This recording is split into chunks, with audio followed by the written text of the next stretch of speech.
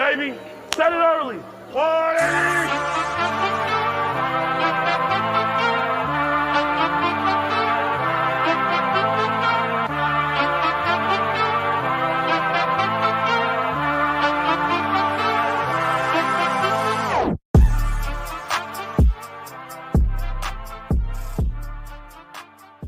You're listening to All Chiefed Up, the best damn Kansas City Chiefs podcast in the kingdom.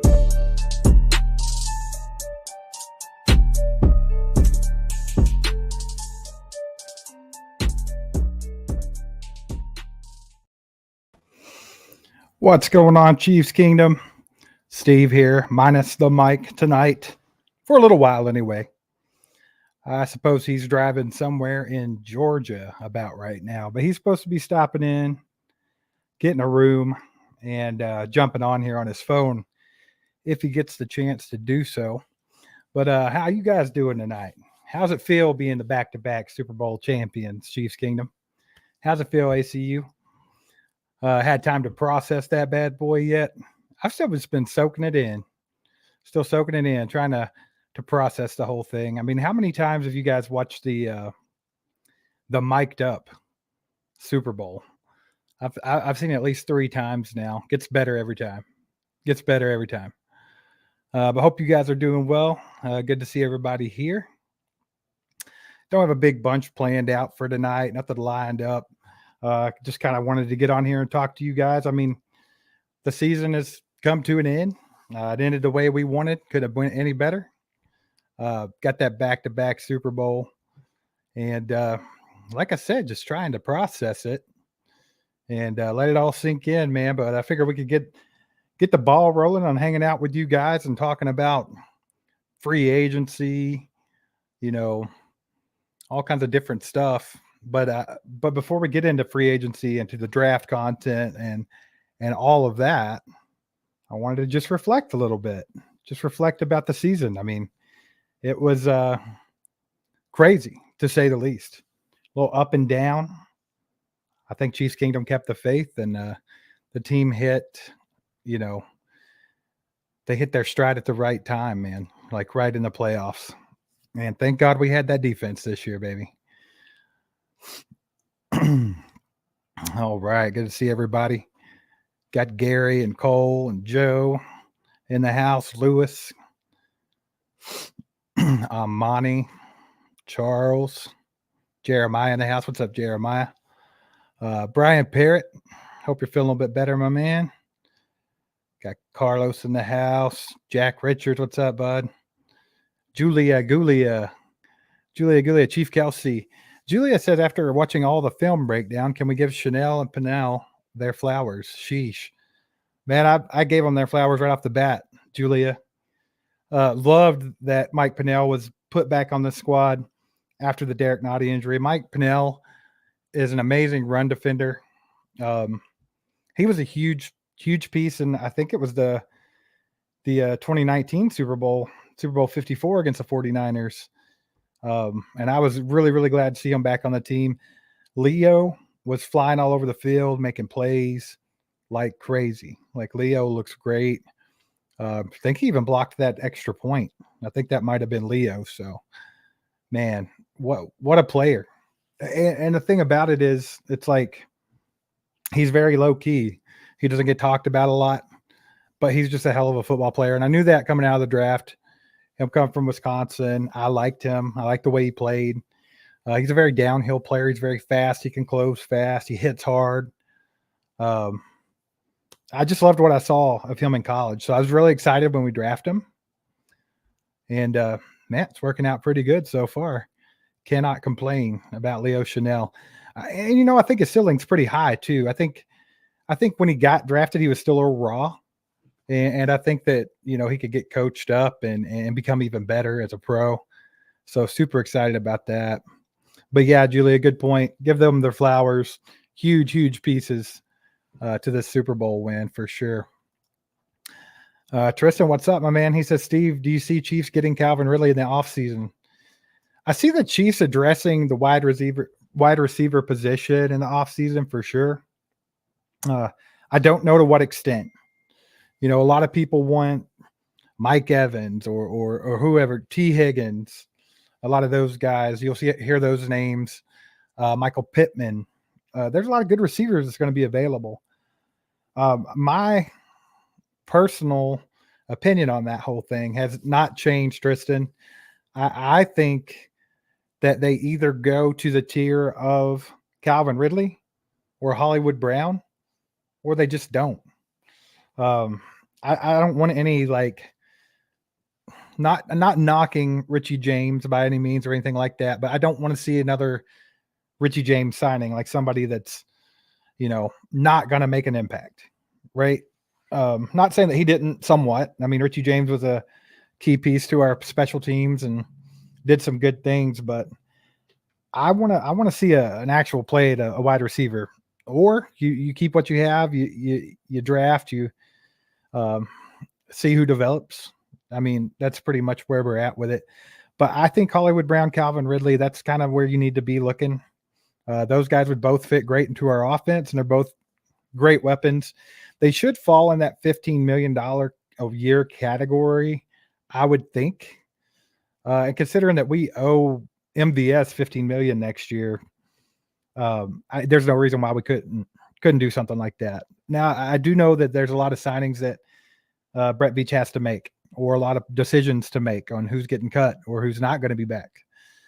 So a lot of different things could factor into that, Tristan. But I do think they'll address the wide receiver position. I just don't know to what extent.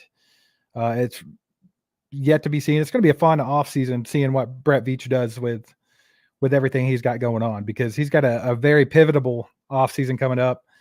A lot more guys to sign and things to structure than he has in the past. And you got a big year coming up where you have the chance to three-peat and do something no one's ever done in NFL history. So it's going to be a fun offseason, Tristan. Appreciate the question.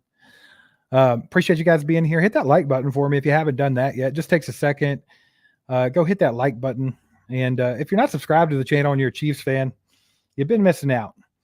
We've been doing Chiefs content for almost 2 years now. Or maybe, I think we're coming right at 2 years. And me and my brother, he's normally here, Mike, we have a fun time doing this, hanging out with Chiefs Kingdom, talking to the ACU crew here in the chat. Everybody's great. It's a fun place to be. So if you have not subscribed to the channel, go subscribe. Hang out with us more often. Appreciate that. Man, even Lewis Cutbirth thinks that Calvin Ridley would be a great addition to the Chiefs offense. If Lewis is even on board, then I think that's the right way to go, right? Like, it could make everybody happy. Julia Gulia says Nico Remigio season. I don't know what the deal is with Nico. I need to research that.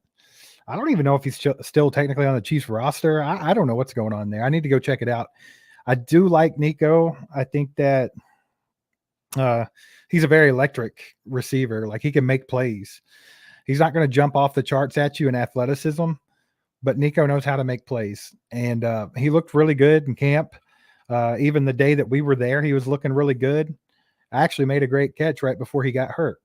The day we were there, unfortunately, we saw that happen. So hopefully he can bounce back, Julia, because I think he could be a good piece to this offense if he's still in the Chiefs organization. I don't really know what's going on there. So I definitely need to research up on that, figure that out. Cole Keller, what's up, my man? He says Pittman won't fit in our offense. You think so? I don't know. I think Mike's kind of on board with you. Mike loves Michael Pittman, but he thinks that, like, people like Michael Pittman or T. Higgins or even Mike Evans, that we just don't use those type of guys correctly or won't use them enough in the Andy Reid offense, which I can see that somewhat. But I do feel like someone like Mike Evans just demands attention and it demands the ball. And I feel like that's a huge bailout for someone like Patrick Mahomes. So, I mean, if you were to be able to get a guy like Mike Evans, who's an automatic 1,000 yards a year receiver, big time playmaker, big guy, I think, it could definitely work in the offense. Same with Pittman. I think there's a place for them, and I think they could be very effective. It just really depends on how they slide in there. But your opinion that he won't fit in the offense, I mean, that's not far fetched. Mike tends to seem to think the same things about those types of receivers, and I'm not sold on it myself. We've kind of seen how those types of receivers are, do in our offense. We haven't really had a lot, but I mean, like Justin Ross could be that type of receiver, in my opinion. It's just, will he ever get there? I don't know. So far, it's just not really been a place for him in the Chiefs offense whatsoever. So we'll see. We'll see. Jeremiah, what's up, bud? Good to see you. Appreciate the message the other day. Glad you were thinking about me. I appreciate that. He said, what are the odds of Stone Cold Jones coming back next season?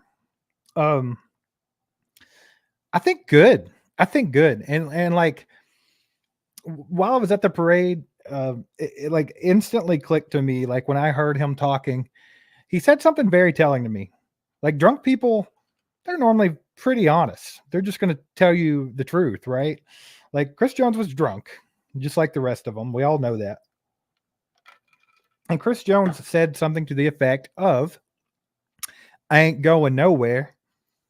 I'll be back this season, the next season, and the season after that. And, it just sounds like maybe he was just, drunk and saying that to get the crowd going. Maybe not. Maybe we can read into that and think that maybe they're working on a 3-year deal with him. Because I tend to think that if you could somehow get Chris Jones in the building or in the ballpark of, 3 years, say 75 million, maybe guarantee most of it, I think he might do it. And, I don't know if there's already been discussions. I really hope that Chris Jones chooses other representation outside of the Katz brothers. I feel like they did him pretty bad this last time around. But I do think Chris Jones wants to be a Chief. I do think that. So if they can work it out, I think it'll get worked out. Chief Kelsey says he thinks Chris Jones and Snead coming back for the 3 in a row. Man, I would love it. I mean, the reports out there from Adam Teicher that, sources are telling him that is the Chiefs' top priority in the offseason is re-signing Chris Jones and L'Jarius Sneed and then letting the other chips fall where they may. So, I mean, I know there's a lot of pieces to re-sign, but when you have a guy like Chris Jones, you can't let him go. You just can't. I feel like he's 100% the top priority. You don't get a Chris Jones very often in the NFL, and we have one. So you hang on to him for dear life. And then, of course, Snead, my God, man, what a shutdown corner he was this year.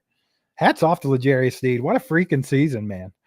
It's funny because like the first week or two, he's coming off a knee injury from camp and stuff. And he wasn't exactly like playing great the first week or two. He wasn't playing bad, but he wasn't playing great. He missed some tackles here and there. And we had discussed like, is it the knee? What's kind of holding Snead up? And I mean, literally it's like after week 3, this guy just went on a trajectory that was just through the roof, man. Like L'Jarius Sneed's an absolute dog. Just all there is to it. And would love to see him back too. I'm sure they'll entertain franchise tagging him, even though it'll probably cost them quite a bit. I'm not for sure. Somebody can correct me in the chat, but it'd probably be in the 20 million range. And most people don't franchise tag corners. That doesn't happen very often.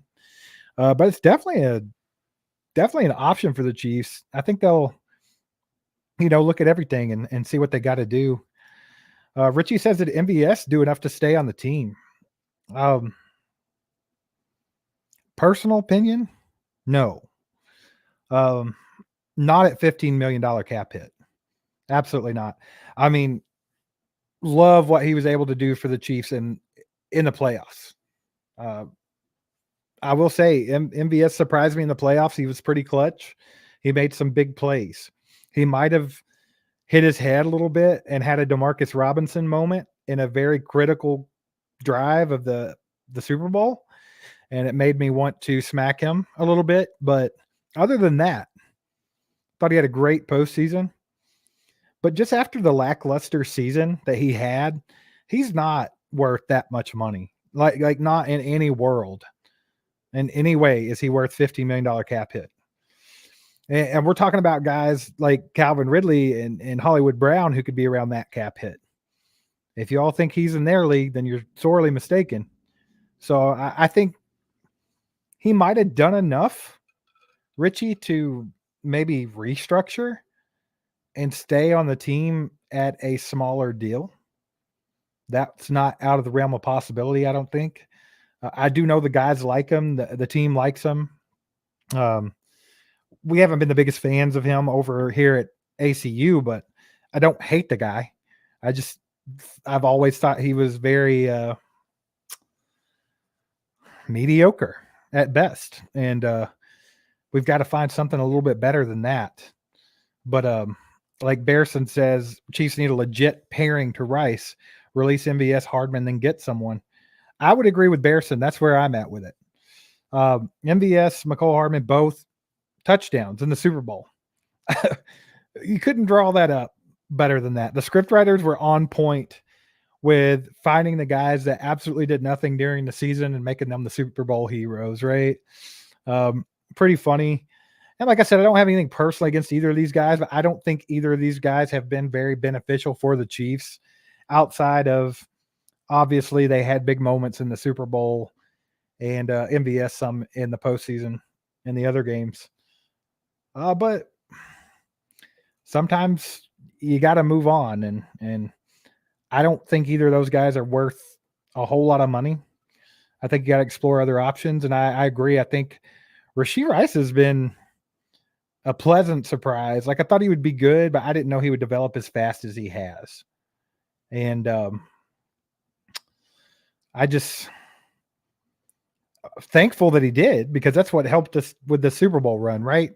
You notice once he kind of like picked up and was being able to be used in the offense, Andy figured it out a little bit. It opened Travis back up a little bit, and the offense started to move. And so I'm glad he did. And I love it. I love the way he plays. I love his attitude. I love the fire he has. I love that he didn't even hesitate to go mouth off to Patrick Mahomes when he thought he missed him wide open for a touchdown. Like, that's what you want to see. You want to see guys that want to win. And I like his attitude. And I think that Rashee Rice with the ball in his hands is an absolute threat. Like, the burst he has, he gets 0 to 60 fast. And he's great yards after the catch. Like, he has a good field vision. I think he's going to be a huge weapon going forward. If it's any indication what he was able to do in the last 6 weeks of the season and the playoffs, he's got a bright, bright future ahead of him in Kansas City with Patrick Mahomes. And to your point, Bearson, I think we got to get a legit pairing. I think if you get someone else that can rival that, and you have him, Rashee Rice, and then you have Travis Kelce, you've got a pretty dangerous offense right there already. And I think the thing that they really need to focus on, you can't lose sight of this offseason, is the offensive line. Matt Evans says left tackle is my worry. Matt, that's a great worry to have, my man. We all know too well what can happen when you neglect an offensive line. We saw it in Super Bowl 55. And that season, the team was great, but we all knew that offensive line was weak, and it come back to bite us at the worst time. And Brett Veach overcompensated the next year and has made sure that it's been pretty solid. They had their struggles this year, and I don't like the deal that he gave to Jawan Taylor. But I do think Jawan Taylor was a good right tackle. Penalized a lot, yes. Picked on a lot, I think so. Overall, pretty decent tackle. But he's not worth $60 million guaranteed. I think it was 4 years, $80 million, $60 million guaranteed. That's a little much on a right tackle, in my opinion. And I don't know if it was the smartest move, but Brett Veach is smarter than me. If you haven't noticed, he's built 3 Super Bowl teams. So I'm going to trust what he does. But I think we got to start looking at left tackle, though. I don't think they're talking about moving Jawan Taylor over. That might have been the initial rumblings around Chiefs Kingdom when they signed him, but obviously not what they went with. Me and Mike had discussed that we thought maybe they were just trying to draft a left tackle. Maybe they had their eye on Anton Harrison or someone like that. Wasn't able to get him. Went ahead and drafted Wanye, and then hit the oh shit button. We got to go sign Donovan Smith now, because we have to do something at left tackle. And Donovan Smith was okay. I like Donovan Smith. Is he great? No. But he did the job, man. He did the job this year. I don't see him getting re-signed to the Chiefs, but I could be wrong. If I'm not mistaken, it was a 1 year, $9 million deal. I think they still have to look at the offensive line and beefing it up, and long-term at left tackle. Probably long-term at right tackle. You have to start looking at a lot of it because a lot of these contracts are coming up. You know, Trey Smith, Creed Humphrey, Joe Tooney's on a big contract. They already restructured it once. I mean, there's going to be some changes in the years to come. It's just natural when you're trying to keep a team playing at a high level, and you have a quarterback that is the best in the league and deserves every penny he gets and will take a big cap hit. But yeah, they have to focus on the offensive line, man. I don't think they can lose sight of that for sure. Joe E says, Steve, you go on HBTC. Yeah. Yeah. Cole's a friend of ours, and I'll get on there and watch some of his lives if I have a minute. It's like, if I just catch it, I'll go show some support here and there. And we've been on his channel. He's been on our channel. We're actually talking probably about doing some draft coverage together, putting some content together for everybody. So we'll definitely be collabing with Cole more in the future. It's always fun. I feel like he fits right in with me and Mike, you know. Cole's not as big of a wild card as me or Mike. Like he's definitely more professional. And but I feel like he fits right in. Just it's always good chemistry. We always have a lot of fun just hanging out and talking. It's cool because when we do collab, like a lot of times we're done with whatever we're doing, whether it's a live stream or recording a video or whatever, and then we catch ourselves sitting and talking for another hour and a half after we're done, just sitting here talking just like this, just the three of us. It's always a great time. What's up, Mark? Good to see you, my man. I appreciate your support. Appreciate you reaching out the other day. I do appreciate it. I think Calvin would be a great addition too, man. That's kind of where my head's at. I would love to see Calvin Ridley. Would not be mad at Hollywood Brown. I think both of those guys would be great in our offense. And I saw something kind of intriguing today, or it might have been yesterday. Someone was reporting that the Seattle Seahawks are talking about maybe Lockett, was Tyler Lockett, could be a cap casualty. If they cut him, that's a guy that fits right in that mold and has a lot of experience. And I feel like Lockett in Andy Reid's offense with Patrick Mahomes throwing him the ball, that could be a good fit too. That could be a good little marriage there. So that's something to keep an eye on. There's always guys that, like, we know who's going to be free agents, but we don't know the extent of it because there's always guys that are going to get cut for whatever reason, or, you know, this or that. And it's definitely something to keep an eye on for sure. So I thought that was intriguing. I'm sure there'll be other guys who come up in conversations along the same lines that could go that way. Yep. If y'all haven't hit that like button yet, hit that like button. Do me a favor. Take 2 seconds. Go hit the like button. Subscribe if you have not. Also, if you'd like to donate to the channel, you know how to do that. Appreciate those. And been working on the store a little bit. We dropped some merch a couple weeks back, and had another merch drop last night, actually. So merch.allchiefedup.com. Get over there, get you some Chiefs merch. Dropped three new designs yesterday, late last night. We got a couple of them here. We got the back-to-back shirt going here. This was one of my personal favorites that I did. Also got the Snead McDuffie 24, Make Defense Great Again. Got the Snead McDuffie campaign shirt, baby. And we also have a Kansas City Strong shirt. And the proceeds from the Kansas City Strong shirt will actually go to the KC Strong Fund that the Chiefs have put out there. That will go to the emergency response stuff. So, yeah, get on over to merch.allchiefedup.com. Grab you some of these bad boys.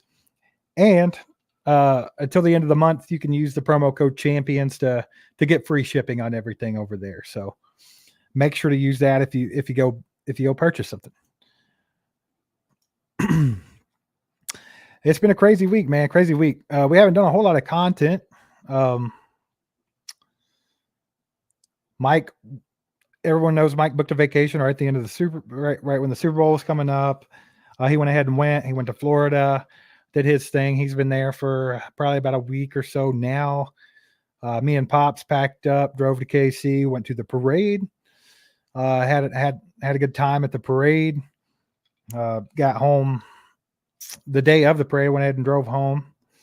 So just been working and stuff like that, and trying to get, soak everything in and process it all and enjoy it while it's fresh. I mean, got to enjoy the Super Bowl win, right?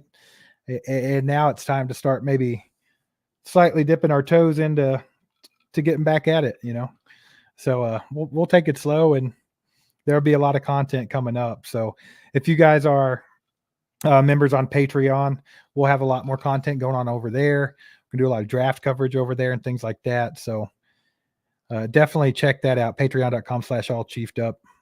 Got a 2-bomb from Bearson. A little behind on the chat. I'll catch you up, guys. Bearson says, keep Jones, let Snead walk. Easier to draft a cornerback. Yeah, I mean, it is. It really is. I love L'Jarius Snead. I went on my little tangent earlier about how great he's been. But when it really boils down to it, Chris Jones is like those one-in-a-lifetime guys. Not one in a lifetime, but like very few. I mean, it's hard to compare a lot of defensive tackles to Chris Jones if you're not talking about, Aaron Donald a few years ago and a few other guys that are a tier below Chris Jones that are good. But he's just such a game wrecker. He's so clutch. He does so much for your defense that you don't see on the stat sheet. He makes other guys' lives easier. He makes George Karlaftis a better defensive end. He makes our corners better corners. He does a lot of things. And I think that, making him the focal point and getting something done with Chris Jones is the way to go, in my opinion. Would love to see Snead back. But, I mean, if it's going to cost us an arm and a leg, and I mean, we all saw him. He was on the Kay Adams show talking about how the magic words are pay me. So we'll see how it works out. And if Snead goes and gets paid, man, then good for Snead. He's earned every freaking penny of it. And if we can't pay him and he needs to go get a deal somewhere else, then I'm all for it, man. He's earned it. This will be his first big contract coming off the rookie contract. So L'Jarius has to do what he's got to do for him and his family. So we'll see how that plays out. But appreciate the 2, Bearson. Got a 2-bomb from Wayne. Wayne says, thoughts on a 1-year prove-it deal from J.K. Dobbins. I don't like it. I don't know. I'm not a big fan of Dobbins. He is a good player. I feel like he's a very injured player. Could he be beneficial to us? Absolutely. I think he could. I mean, we're going to be looking at probably running back at some point, whether it's free agency or draft. We don't know. We yet to know what they're going to do with Clyde. Clyde's contract's up. We didn't do the 5th-year option. Will he come back on a cheap deal? I don't know. Maybe. McKinnon's getting a little older. He's a little injury prone. Michael P. Ryan and Eric Prince haven't exactly panned out the way that some thought they would back there in camp and preseason. So I think they'll be looking at some running backs for sure, be it draft or free agency, something like that. But I'm not sure about J.K. Dobbins, man. I mean, I don't dislike him. I'm not against it, but I'm not exactly pounding the table for a J.K. Dobbins either. So there's that. See some people asking about Joe Tooney. Not sure what they're going to do with Joe Tooney. I mean, they did restructure Joe Tooney already. They might have to do it again. I don't know. I don't know how that's going to go. I think this year he's got some dead cap, but we're still plus $7 million or so if they cut him. don't know if they would do that. I mean, he's integral part of the offensive line. He's one of the best guards in football. So we'll have to wait and see how that one goes for sure. Yeah. Try to catch up with the chat, guys.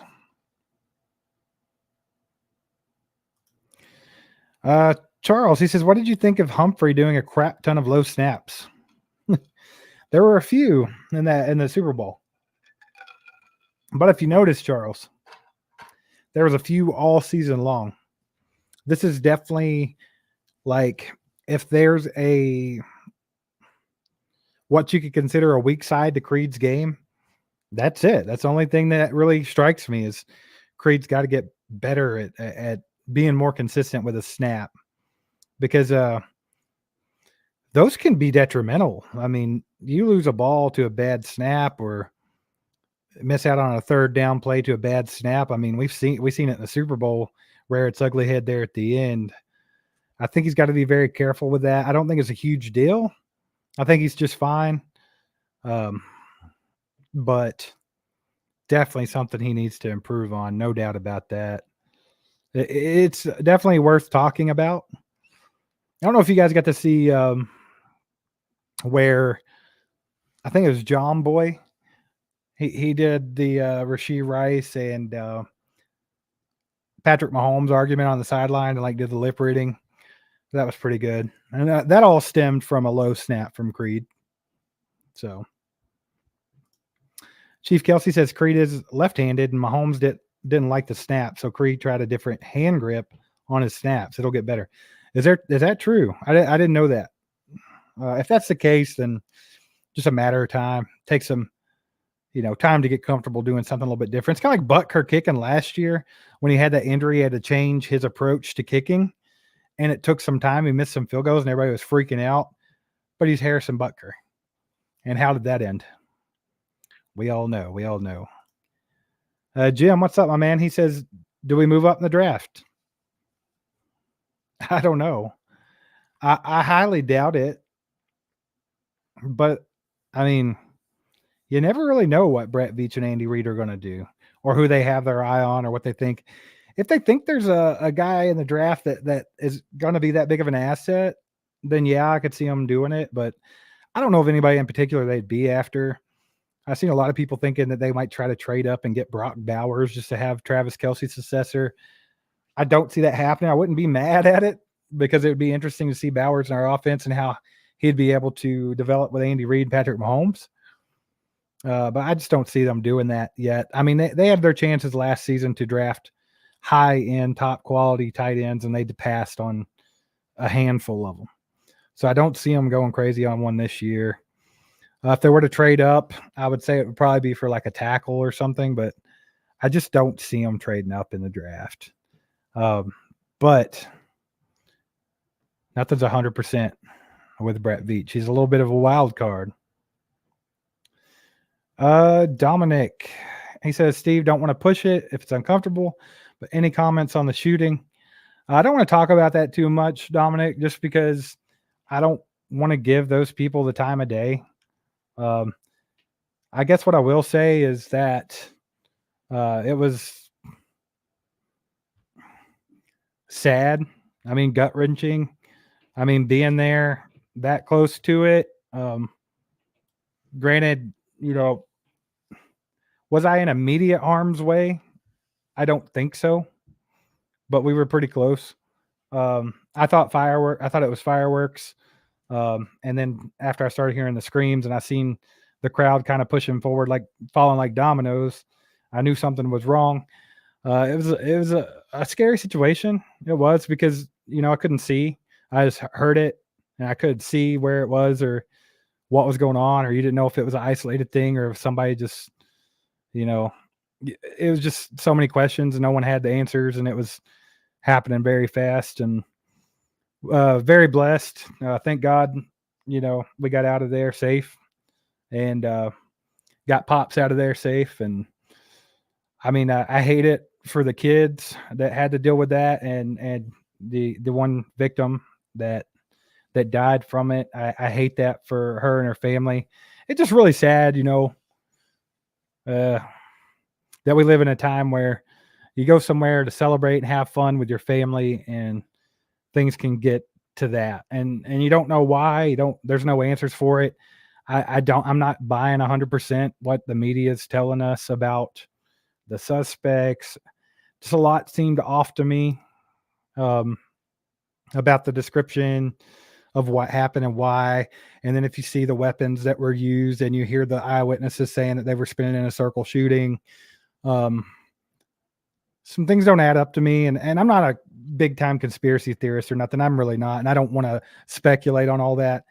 But I just will end. I'll just stop on the fact that it's just absolutely ridiculous and sad.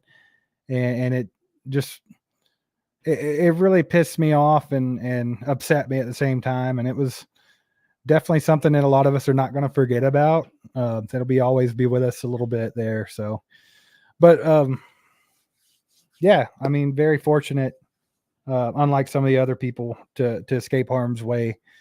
But I mean, the way that people responded, there's a narrative going on about the cops not responding. I can roll that out for you. I was there, and they were guys running straight into it, and you know, kind of telling everybody, "Hey, go this way, go this way." They responded quickly, and the way the stories I've read about the players, and they're not just players, but players' families, and not just players or players' families, but just other fans, that did what they had to do to help. It's good to know there's still some good out there, even when there's a little bit of evil. You know, a majority, you know, out of 1 million people at that parade, you had a couple that, you know, are what they are, and the rest, everybody else was great, and it was a good time. Gary, he says, Steve, what do you think Jones saying he's not going anywhere this year at the parade? Yeah, Gary, I touched on that earlier. I think kind of the way he said it, you know, I'm not going anywhere this year, next year, or the year after that. It almost come off as like maybe they've talked about a 3-year deal. We can all hope anyway, right? We can all hope. I'm excited to see it. I think you got to get Chris Jones back in the game, man. It's just he's such a chief. Like, he's a chief for life, in my opinion. Like, he's a guy that needs to be here till the day he retires. He loves Kansas City. He loves the team. He's fun. I mean, he's dominant. I mean, he's definitely the guy, the type of guy you want on your team, right? Got Gil in the house with the 10 bomb. Appreciate you, Gil. Good to see you, my man. I hope you're doing well. Hope you're doing well. He says, nice stuff on your wall. Yeah. Gil, I think Gil sent me this where my finger's at and that flag. Maybe something else. I can't remember for sure, Gil. Don't get mad at me. The cereal boxes was courtesy of Cobra Kai Ty. He gave those to me at the Chew with the Crew event. He had some extras. But yeah, appreciate you, Gil. That was awesome when you sent that stuff, man. Julia says, is it possible to tag Sneed, then trade for picks? I think we can franchise tag Sneed. I don't know if they will. Tagging and trading, that's something a lot of people kind of like. I feel like that's a good thing to do when you have a guy that you know is not going to be there. Like, say for instance, like T. Higgins over in Cincinnati. Like, I doubt they can pay T. Higgins as much money as he's going to want and still be able to pay Jamar Chase. But I think they'll tag him and try to trade him. That'd be my opinion. That's a way for them to get, like you said, get some picks out of a good player and not just let him walk. But yeah, I could definitely see them doing that. I don't know about with Sneed. If they franchise tag him, I wouldn't be super surprised. I think Sneed's that big of an asset to this defense. But I don't know if that's the route they'll go or not. I don't know. Would love to see him and Jones back and still be able to figure out the rest, though. That would be great. Tyler Helton says, Steve, I'm starting my own YouTube channel for Kansas City Chiefs content soon. Maybe me, Steve, and you guys can help with my YouTube channel. Any advice or tips? I love you guys. Yeah, Ty, that's awesome, man. That's awesome. I will tell you, it's a lot of fun. It's a lot of work, so be prepared for that. Um, but yeah, just hit us up, allchieftop@gmail.com if you have any questions or anything. We don't care to give advice or whatever. Might not be the best people to give you advice, but definitely would help any way that we could. So just hit us up, man, and hopefully, good luck with that. Hopefully it'll work out good for you. Let's see here, trying to catch up with the chat. I'm a little behind.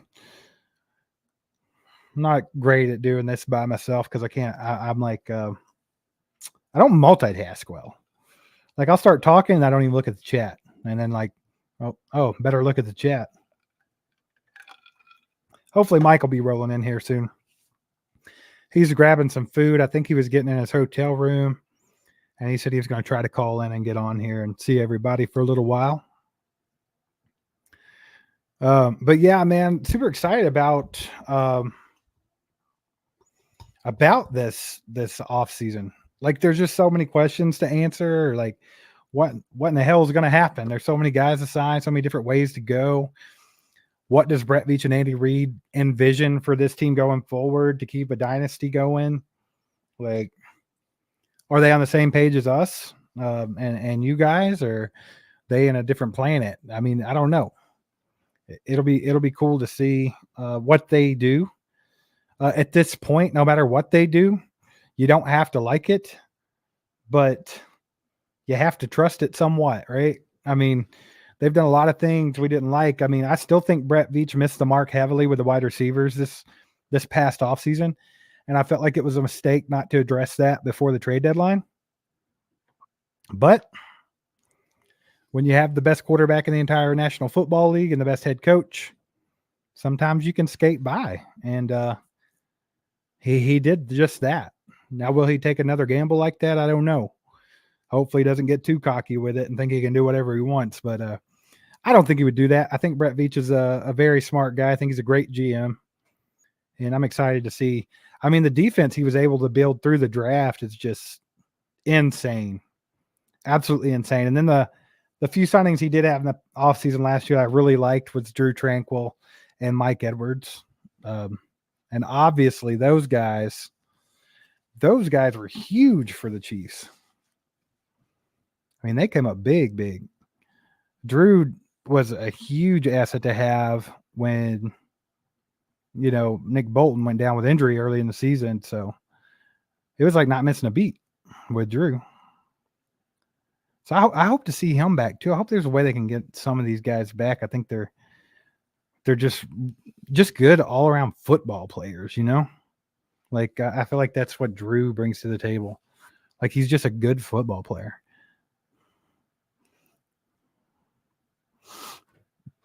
I see where Sam's asking when the combine starts. I don't know. I haven't even looked that far into it, to be quite honest. Still been trying to soak in all this. It'll be coming up sometime soon. The draft's usually at the end of April. I think free agency kicks off in March. So not for sure, but it's going to be an interesting one. I can't wait to dive in on some of these players. I don't personally keep up with college football. Like, I'm not a huge college football fan. I do watch it. I watch Kentucky. I'll catch like some good, like some big time matchups or like the national championship game, stuff like that. But I don't frequently watch college football. So a lot of times when the draft's coming up, I got my work cut out for me. Just, researching the guys, watching a lot of tape, seeing who I like, maybe what the Chiefs are looking at and things like that. It's going to be fun to dig in. I have a lot of tape to watch, and I'm excited for it this year. I was thinking about it like the season just ended, and it's like, man, it'd be nice to take a breath. But at the same time, I'm just really excited to jump into free agency and the draft and all that stuff. It's going to be a good time. Charles asked if I got any new Super Bowl gear yet. I got one shirt, like a Super Bowl champion shirt. It's like a long sleeve t-shirt type deal. It's the only thing I bought. I got the lady a Super Bowl champions hoodie. And that's about all I've snagged so far. What's up, Chief? I see you. Better late than never, my man. Hope you're doing good. KY says, I watched the parade on TV, and Drew was saying how much he loves Kansas City, and that's way better than LA, and they don't get this in LA. He was having a time. Drew put in his best effort for MVP of the parade. He was having a good time. I'm glad he enjoyed himself. It's crazy that way back when he was trying to figure out where to sign at, Andy Reid had sent him the text, think red, think Super Bowls. Well, he thought red, he thought Super Bowls, and look where it got him. And it's awesome. And it couldn't happen to a better guy. I feel like Drew Tranquil is like an awesome dude, and he's a great football player, very smart, hard nosed. He works hard. Those are the kind of guys that we like to have on the team. So hopefully he'll be around longer. Combine is just over a week, February 26th. Dang, Chief Kelsey. Man, I'm slacking. It's crazy. There's no off season in football anymore. There's really not. It's a year-round thing. Like, just when you think, as a football content creator, you're going to get a break, they laugh at your face and tell you to get back to work. Get back to work.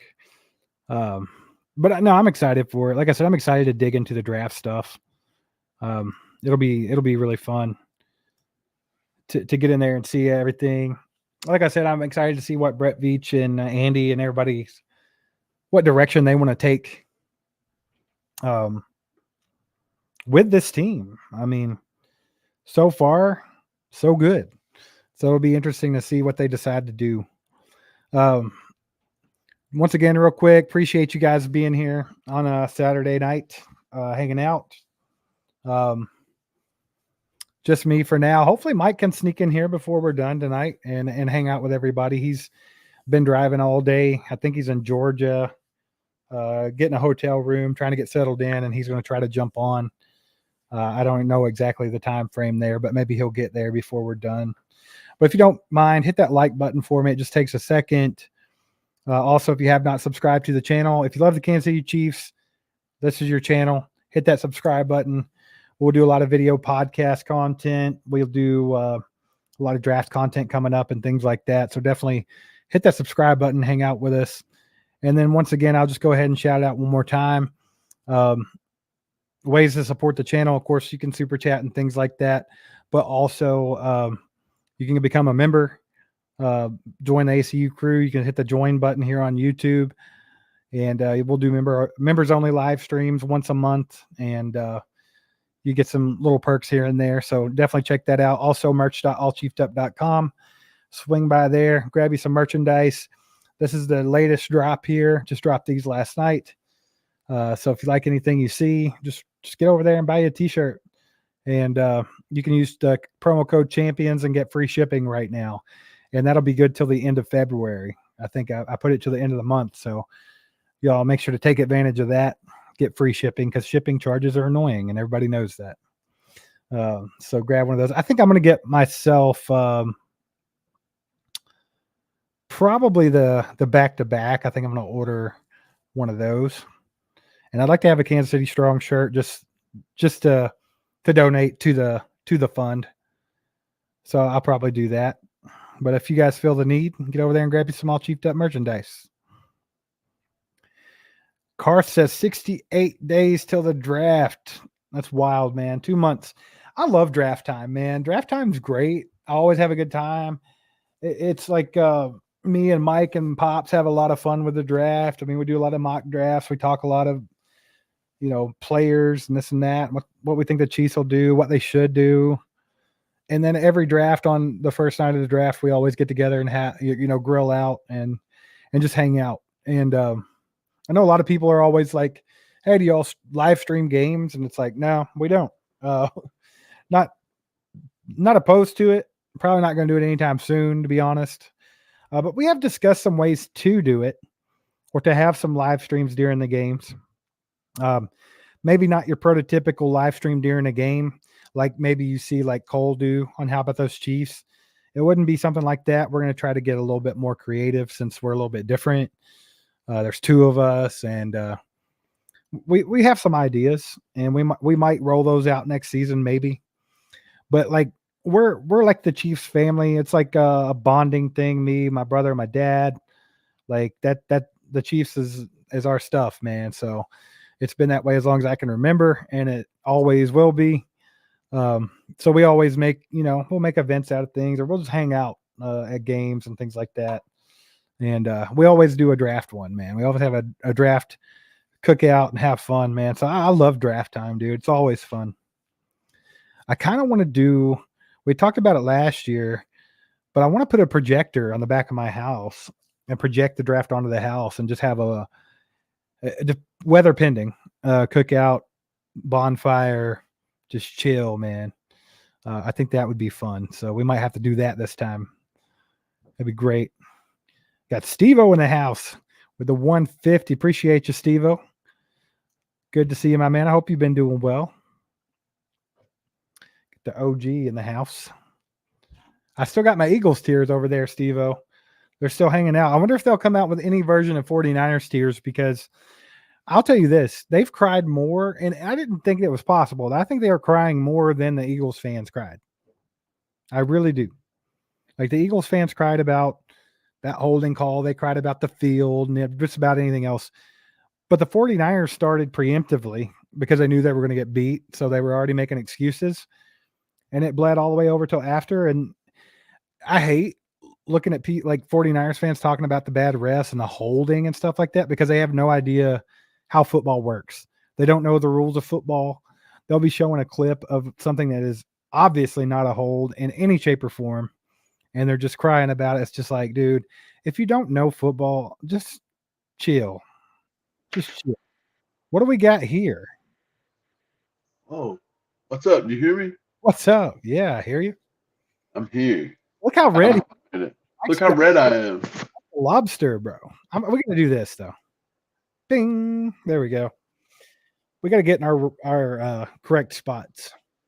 Make everything all good. Y'all go get some food? You chilling? Y'all settled in? Yeah, we've been driving all day. It sucked. But we found some restaurant that was open. I got some kind of pizza. It was awesome, as always. But yeah, just got back to the hotel. Trying to get my earbuds in, dude. They keep falling in my ear. Is it AirPods? Yeah. You want to know a secret? Put that Don't bad get boy. AirPods. No, put that bad boy in your ear, and then take the bottom part and shift it towards your eye, and it'll lock in.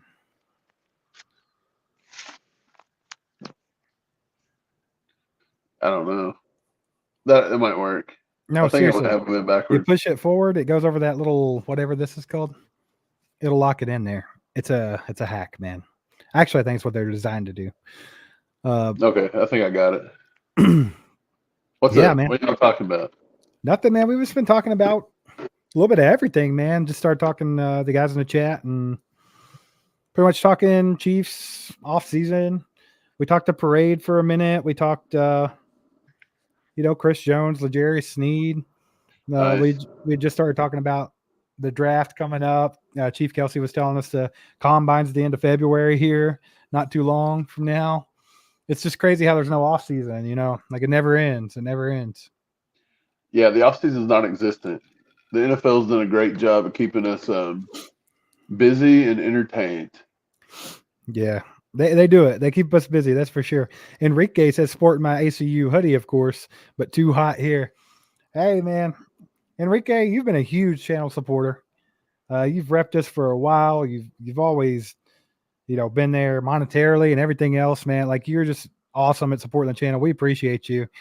But we're gonna have to get you Enrique some kind of a t-shirt, or maybe we need to make an ACU tank top for the beach days. I don't know. We need something a little cooler for Enrique, man. Dude, I'll tell you what. I've been down here for a week, and I'm already used to it, to the fact that I just got to Georgia, and the temperature's like 48, and I'm freezing. Like, I'm literally freezing to death at 48 degrees. Like, I got salt. Well, let me tell you something. It is below 20 degrees here, and it was cold, dude. Like, I went and picked up my daughter, went and picked her up, and we had to run to the store real quick before I came home, probably about an hour before I had to get on here. And I thought like walking from the store to my car, dude, it was brutal, like absolutely brutal. And that's just from a couple days being at 60. You know what I'm saying? Like your body just adjusts. Dude, the day of the parade, the weather was absolutely perfect. You could not have asked for a better freaking weather day, dude. Right. They said it was nice there, wasn't it? Dude, it was gorgeous. It's beautiful outside. There wasn't a cloud in the sky. 60 degrees, a little bit of a breeze, man. It was awesome. It was awesome. But then Yeah. then I'm not looking forward to getting back to Kentucky weather, dude. I'm not. I'm too old. I'm ready for like continuous summer. Hey, Omar says it looks like you're in Florida hunting gators, bro. Dude, fun story. We stayed with our friends at their new apartment last night, and they have two alligators in the pond out by it, and we went walking at night to try to see if we could see the eyes, but we couldn't see them. But yeah, I was trying to hunt gator last night. Trying to hunt some gator.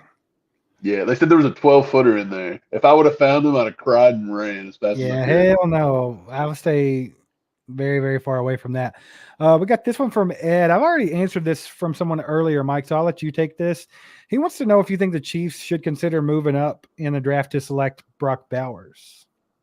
I wouldn't be opposed to it, but it depends on how far Bowers falls. If Bowers is legit the prospect they think he is, I think he could possibly go top 20. And I just don't see the Chiefs giving up enough capital to go up 12 spots to take a tight end. I kind of thought if they were going to trade up for one last year, it would have been Dalton Kincaid, and they didn't do it there either. So well, that was my thing. My point was like, I feel like if they wanted to get a high profile tight end, they had a lot of opportunities last year because they could have took Dalton Kincaid, they could have took Michael Mayer, they could have took Sam Laporta, and they just passed on all those guys. Dude, Michael Mayer sitting there, the pick we took, Felix, and no disrespect to Felix. I think he'll be fine in a few years, but Michael Mayer might have been a pick right there, baby. That could have been something. Sam Laporta, bro. Yeah, that's true too. He was still there. So either of those would have been nice. I kind of think in hindsight they would have done it. I really do. I think they'd have done it knowing that Charles Omenihu actually played so well, but now that Omenihu's hurt that ACL or whatever it was, who knows, man? Got to keep getting younger at the defensive end. What kind of deal was Omenihu on? 3 years, I believe. So he's going to be. Or was it 2? Might have only been 2. Yeah, it was 2 or 3. But yeah, it was. They didn't pay him a lot. Like they got him for a pretty good price, I think. So, we'll see. He'll be back and going next year. I loved Charles Omenihu though. I thought that was a good signing as well. Like for him coming in after week 6 after his suspension, I mean, he made some big plays. I mean, even all the way up into the AFC Championship game. I hated to see him get hurt right before the Super Bowl, but he's still a Super Bowl champion. I mean, he contributed huge. So no, he had a big play against Lamar Jackson at strip sack.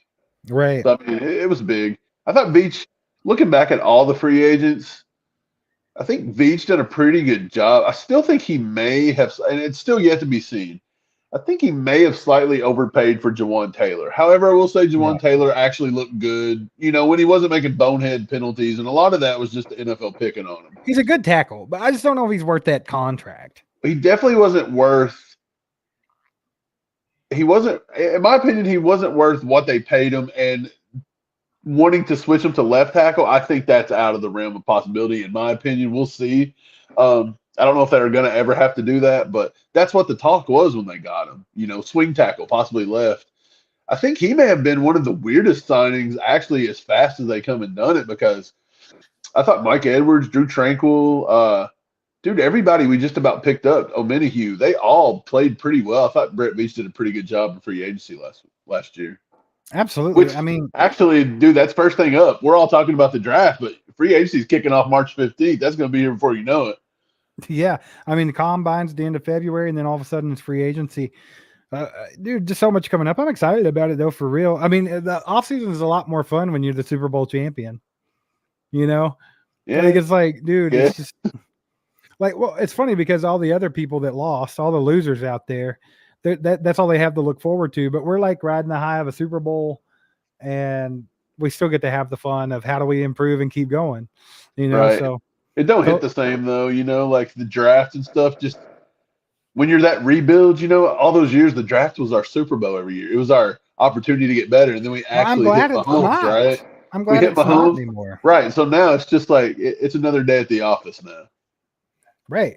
I'm okay with it. I love it. I kind of like, I don't know. I'm excited for this offseason to see how things play out, man. Mike Oregon Fishing said you won't see their eyes until they are chomping on your leg, buddy. That's true. Well, we were shining like our phone lights into the water. You were antagonizing. Phone light wasn't very bright either. Antagonizing a We were crocodile. trying to get eaten by a gator. That's all there was to it. Yeah. We had some dogs with us though, so I feel like the dogs would have alerted us if they would have sensed movement, right? No, they're going to get 8 too. That's their Stephen line. James says Chateau Milk Company is coming out with another commemorative Super Bowl milk edition. What should they call it? I think it should be called Bang Bang Winers Gang or something of that extent, right? Yeah, like geez, 49 excuses. 49, I don't know. But yeah, dude, the 49ers fans have been like belligerent, stupid. Are they worse than the Eagles were last year? Because they were bad, and I think they might be rivaling them. Coming up to the game, I thought they were fine and they were decently respectful. After the game, there was a subset that was decently respectful, but I'm telling you, it's all because you've got prominent figures out there like Will Compton and different players like that They're stupid. coming out and they're feeding into the whole let's go get clicks by saying the NFL's rigged and blah blah blah. Right. They obviously they hate the Chiefs, and so this fuels the fire of the idiots that don't know what they're talking about. Like the Chiefs held Bosa. Dude, if you watch that one, they're talking about that spin move. They're never calling that weak ass spin move that Bosa missed. By the way, he mistimed it. First of all, that was a perfect block there. That was insane. I don't know what they're talking about. He mistimed the spin. You're never calling that. When he tried to do a double move, but when he saw that Trey Smith was getting ready to eat his lunch, he just laid down. I loved that part of it. No one wants to talk about that. And then he got blocked to the ground. Okay, like he got blocked to the ground. They're just whining, and then they keep saying, "Well, the Chiefs haven't been called." For a holding call or offensive line penalty in 3 straight Super Bowls. And who even cares? Like, because if you say 3 straight Super Bowls, that obviously includes the one we lost to Tampa Bay, which means we lost without getting a penalty. If we win without getting a penalty, why does that make a difference if we won or lost? It obviously didn't. Well, maybe they just play smart because they know it's the biggest game of the year. Is that so hard to? Maybe the officials stay out of it a little bit because that's what they should be doing week to week. They do. I mean, the Chiefs got called for more penalties than the 49ers, if I'm not mistaken. What do people want? What do people want? If they call too many penalties, they're doing too much. If they don't call nothing, you're not helping the Chiefs. That's all there is to it. It's whichever way helps the Chiefs, right? Like they have to whine no matter which way. It's a double-edged sword there. Enrique, been a member for 4 months now, says just join the tailgate. Is it a tailgate even when there are no more games on Sunday? Have you guys reviewed the Super Bowl game? So I guess we can call it a tailgate, Enrique. Why the hell not? We can still call it a tailgate. It's just a hangout, but it's a little bit different when there's no game coming up, right? But as far as reviewing the Super Bowl game, I have not watched the Super Bowl all the way through since it happened. I have watched clips. I watched the last quarter in completion. Let's see. But I've not like watched it to analyze it. Like I almost feel no reason to. Like you have a lot of guys out there being like, oh, this is a critical play. This was a critical play and this and that, like really breaking it down. And it's like, that's cool. Appreciate you guys doing that. But baby, we're the Super Bowl champs. I don't feel like I need to. Like, I feel like every play in that game was critical. I feel like a lot of players stepped up and had huge games. And the fact of the matter is you have Patrick Mahomes on your team and he is clutch. I don't really need to break it down any further, but I will go back and rewatch it. But I don't think I'll ever look at it at a analytical standpoint. No, I would like to see what we did good and what we did bad and who performed well and who didn't. Right. Just different things. But no, I haven't got to. I've been, down in Florida. But when I get back, I'm probably going to review the Super Bowl. And then I don't really watch a lot of film based on free agent. You know what I mean? Like, I'm not going to go back and watch Hollywood Brown film. I'm not going to go back and watch T. Higgins film. I reviewed them coming out of college. I know what they are. I watch enough football to know them week to week basis. And my point is, I think when it comes to free agency, you got to look for more who fits scheme, in my opinion. So I'm not going to do that, but I'll jump into the draft too. Like, I'm kind of excited about that. But then again, at the beginning, there's 600 some players, and it's a daunting task to even get started on. Right. Yeah, I mean, we already know what those free agents are. Speaking of, though, Mike, we talked about that a little bit before you got here. My answer is still the same at the moment. I feel like with the free agents that are available, I like Calvin Ridley or Marquise Brown. Kind of a wash on those two guys. I would take either of them. I think they're both equally good. And I think they both equally fit good into the Chiefs offense. And then they were talking about, I read a report today where they were talking about how Tyler Lockett could be a cap casualty in Seattle. That's another one that I think we could look at big time. What about you? Like, where's your head at with the wide receiver position? Right. A lot of people like T. Higgins. I'm under the assumption that he's going to cost a little bit too much more than what I think we're going to have, because I'm still under the impression that I think they're going to do their best to sign Chris Jones. If they can get Snead at a good price, they will, but I don't think Brett Veach is going to prevent him from getting paid. And then again, it's easier to draft. We're stockpiled at corner. Everything about that is just fine. Like, I think the corner position's fine. I would hate to see Snead leave, but I mean, go get your money, big guy. But Right. yeah, when it comes to wide receiver, I'm with you. I would rather have somebody that's going to fit the system. And I think people underestimate how much Hollywood Brown would fit our system.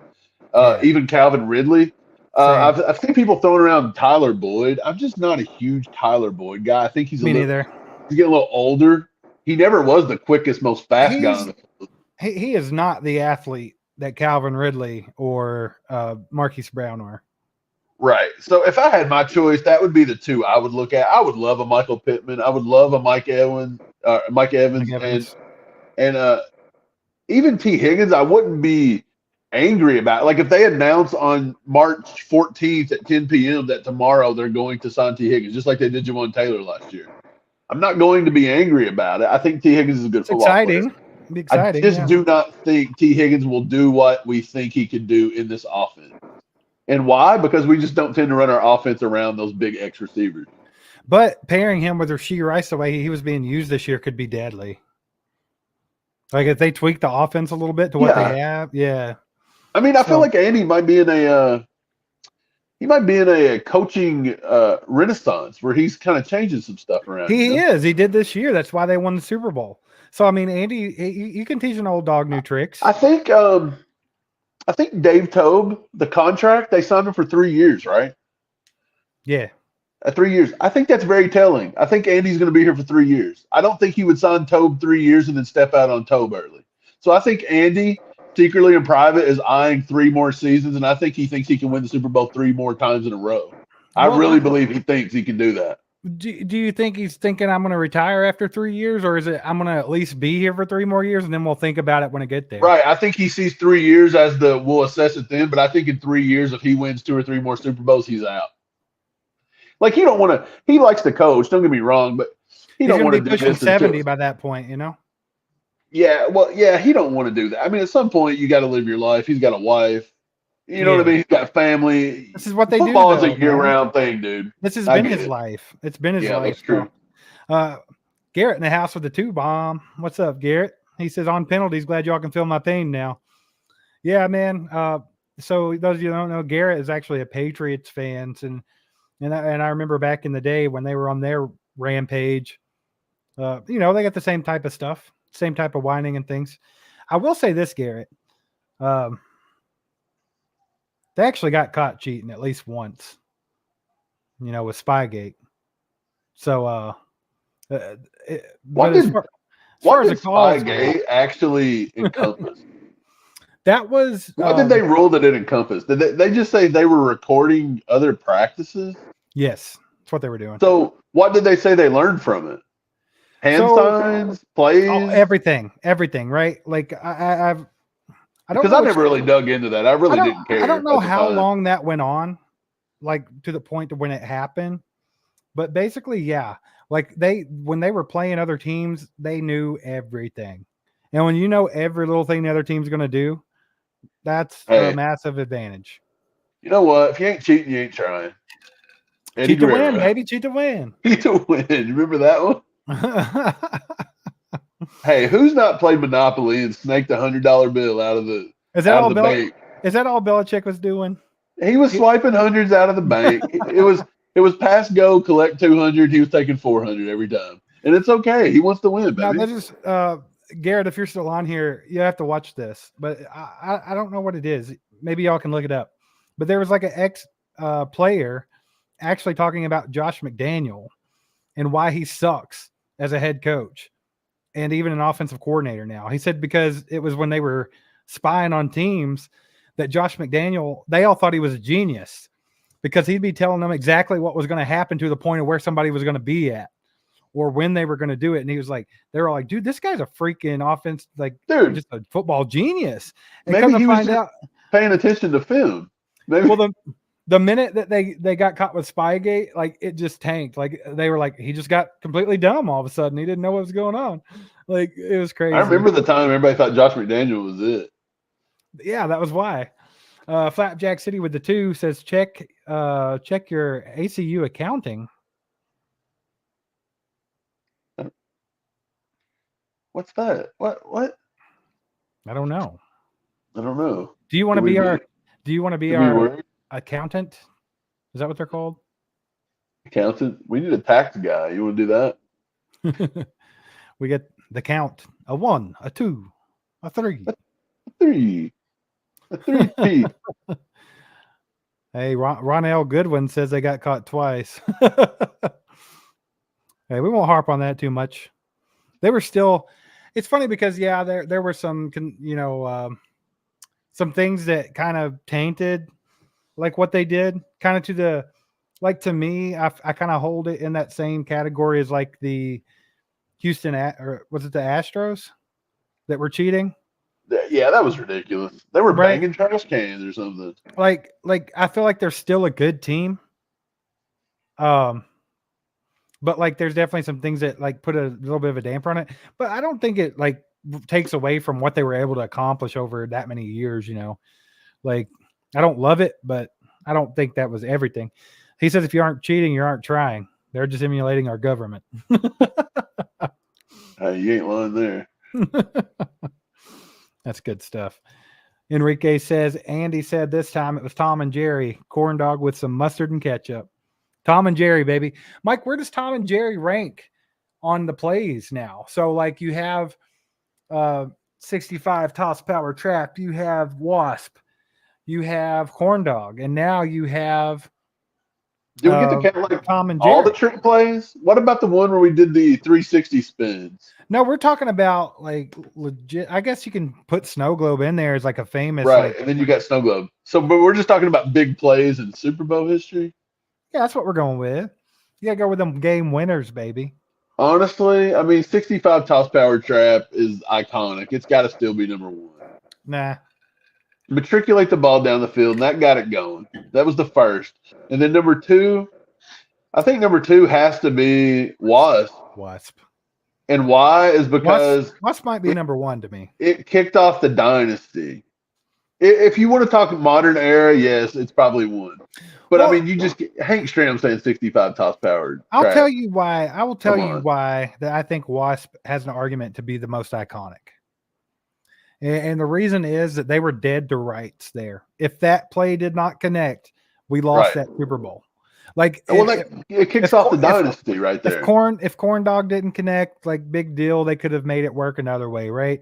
If this played, if Tom and Jerry hadn't worked, we still had time to win the Super Bowl. That was first down on the 30-yard line. But like Wasp was a last ditch effort. Like, well, look, a lot of this people's play has confused. to freaking work. A lot of people's confused about that. They thought that we only had 3 seconds left in the game. No, it was a first If quarter of yes, overtime. so Yeah. it starts a new game, which means that we would have just went to the second quarter. Time would have expired, and we would have picked right up in the second quarter. So yeah, the Chiefs knew the rules, by the way. Sam Lofton says call the drink Wiener 49er. And like when I just glanced at the chat, I was like, I thought he said call the drink Wiener juice. What if they made the Super Bowl commemorative drink called Wiener juice? I think that's funny. We should make a t-shirt that says Wiener Juice on it and put the 49er logo on it. Oh, okay. Two Bomb. He says your ACU X account, aka Twitter, just at all chiefed up, if that's what you're looking for. No, I think he said to check it. Oh, check it. Is that what he said? I'll go check it. Appreciate You can the. check it. I'm on a phone. I can't do anything. Like you can see my finger when I try to scroll the chat. Right. Appreciate Look, the. like the ET, Two Bomb. bro. Look at this. Look how long my finger looks on a phone. Wow, you're phoning home right now, brother. Dude, this is gross. You'll be I'm all straight right. up, dude. If only Drew Barrymore were here. Look, What am I checking for? What am I checking for? ew. I don't know what I'm missing. Flapjack. I don't see any DMs. I don't know. You have to give me a heads up here. You have to forgive me. I was born in the 1900s. Okay. I was born, Sure. so I mean, I'm old. They invented part of the internet. You just can't I use it. remember when the internet was invented, like that's us. I think we're all there, but it's still funny when you think about it.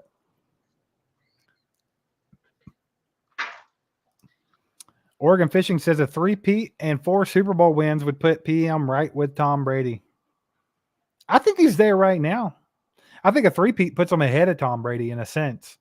Like, obviously not overall, like accumulated accolades. Like, yeah, it's going to be hard to reach Tom Brady and what he was able to accomplish. But you have to remember, Tom Brady did that in a 23-year career. And he had they kind of had like 2 little separate dynasties. There's a 10-year gap where they didn't do squat. But Patrick Mahomes, what he's doing right now is unprecedented. Like it's not been done before. And a 3-peat's never been done before. So I think if they were to do that, I think he kind of slides ahead of him from a certain perspective and still has a lot to catch up with him at the same time. You know what I'm saying? Look, I think right now Mahomes has 3, Brady has 7, correct? Correct. They're only missing 4, and Brady played essentially 20 more years? Isn't it from crazy this point? Think about this, Mike. Think about this. I was thinking about this the other day, and I didn't mean to cut you off, but it's to your point. Like Patrick Mahomes has 3 and Brady has 7, correct?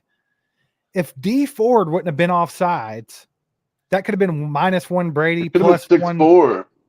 plus 1 Patrick Mahomes. If the Chiefs' offensive line hadn't been decimated in Super Bowl 55, that could have been another -1 for Brady, +1 for Mahomes. So do you realize if things would have just You're saying Mahomes would have won 5, Pete? Think about that. You were this close to a freaking 5 in a row. Mahomes could be at 5 and Brady at what, 5?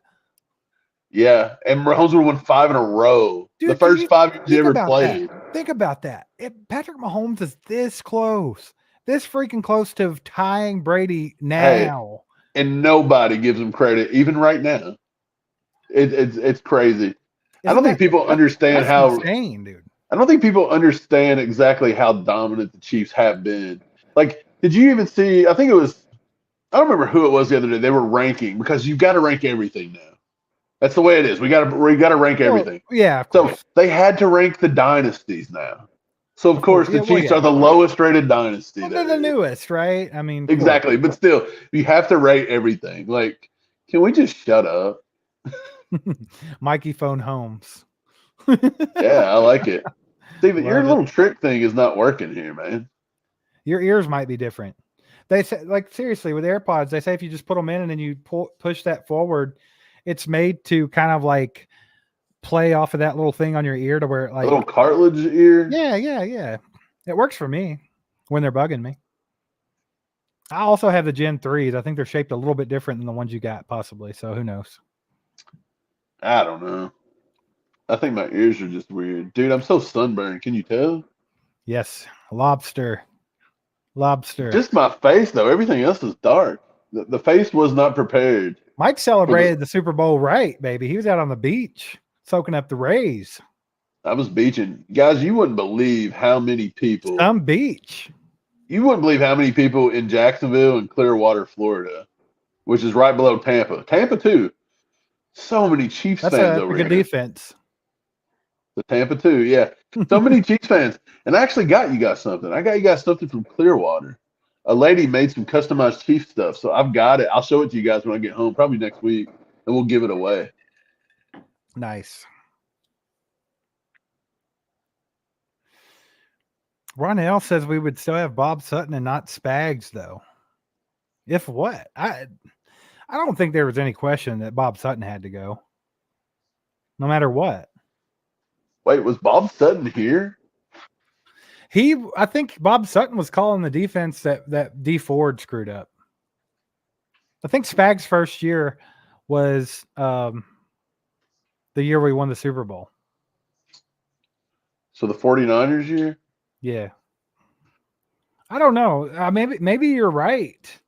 Maybe they wouldn't have moved on from Bob Sutton, but thank God they did, because Spags is the best to ever do it, baby. He's the GOAT. Oh, yeah, that's a good question. But again, if you did win the Super Bowl with Bob Sutton, I mean. I appreciate the 2, Sam. He says it's Wiener Weiner 49er. That's a good name for the drink. Just put would they put a wiener on the bottle? See the Eagle Tears, it's a clear bottle with the green writing. It's got the LVII, the 57. It says Eagles Tears, and it has the date. Wonder what they could do for the new one. I'm sure Chateau will come up with something good. And when they do, one of you guys have got to buy us one and send it to us so I can add to the collection. I don't think I'm drinking it this time, though. Don't drink any rotten milk. Actually, I may drink it if you can get it here fast enough. I like to try it. But not 2 weeks. The 2-week thing was wild. Stephen James says the 40 Wieners Fool's Gold Gulp. That'd be a good one, too. I'm sure they'll come up with something good. Something good and cheesy, you know? Right. Brian Parrott says a Chief surfboard wheel of death. It's not a surfboard, but close. I mean, it's ocean related, correct? Oh, yeah. No, it's not a surfboard. I wish it was. I'd have bought it.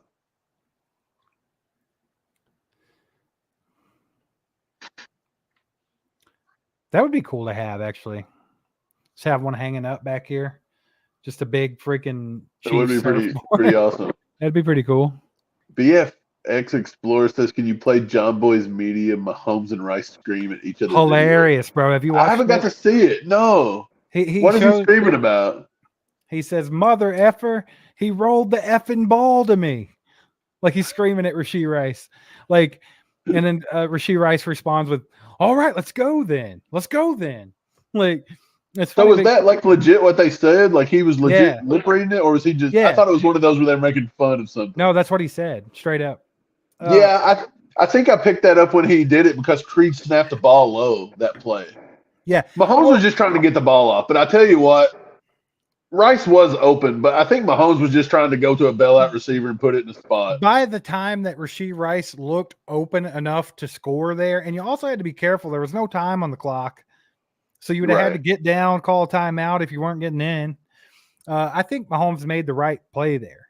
Like, because if you watch it, he's already releasing the ball by the time Rashee Rice is in a position to where he would have been wide open. And I think that was just smart by Mahomes. Well, also Mahomes. I love that fire from Rashee Rice, though. Yeah, Mahomes' eyes and going towards Kelsey is also what kept that linebacker from breaking to the middle of the field. So, yeah, there was lots of things there. Like, I get it, but that's another one of those things, like, you watch film throughout the year, and there were times that, Mahomes was missing receivers, and you could point to plays like that, but it was – you remember there was a big play back in the day where Bobby Stroop was arguing about it, about how Mahomes – when he threw that pick six in the Raiders game. Remember when Mahomes made up his mind to throw, and he's like, well, the ball was out before somebody was open, but it's like, okay, but you didn't have to be so quick with the ball, I guess. Yeah. See, I'm with Oregon Fishing. I understand the frustration from Rice, and I love the fire from Rice. But do you realize Rice could have had the game walk-off touchdown there in regulation? So, yeah, obviously that had to suck a little bit for him.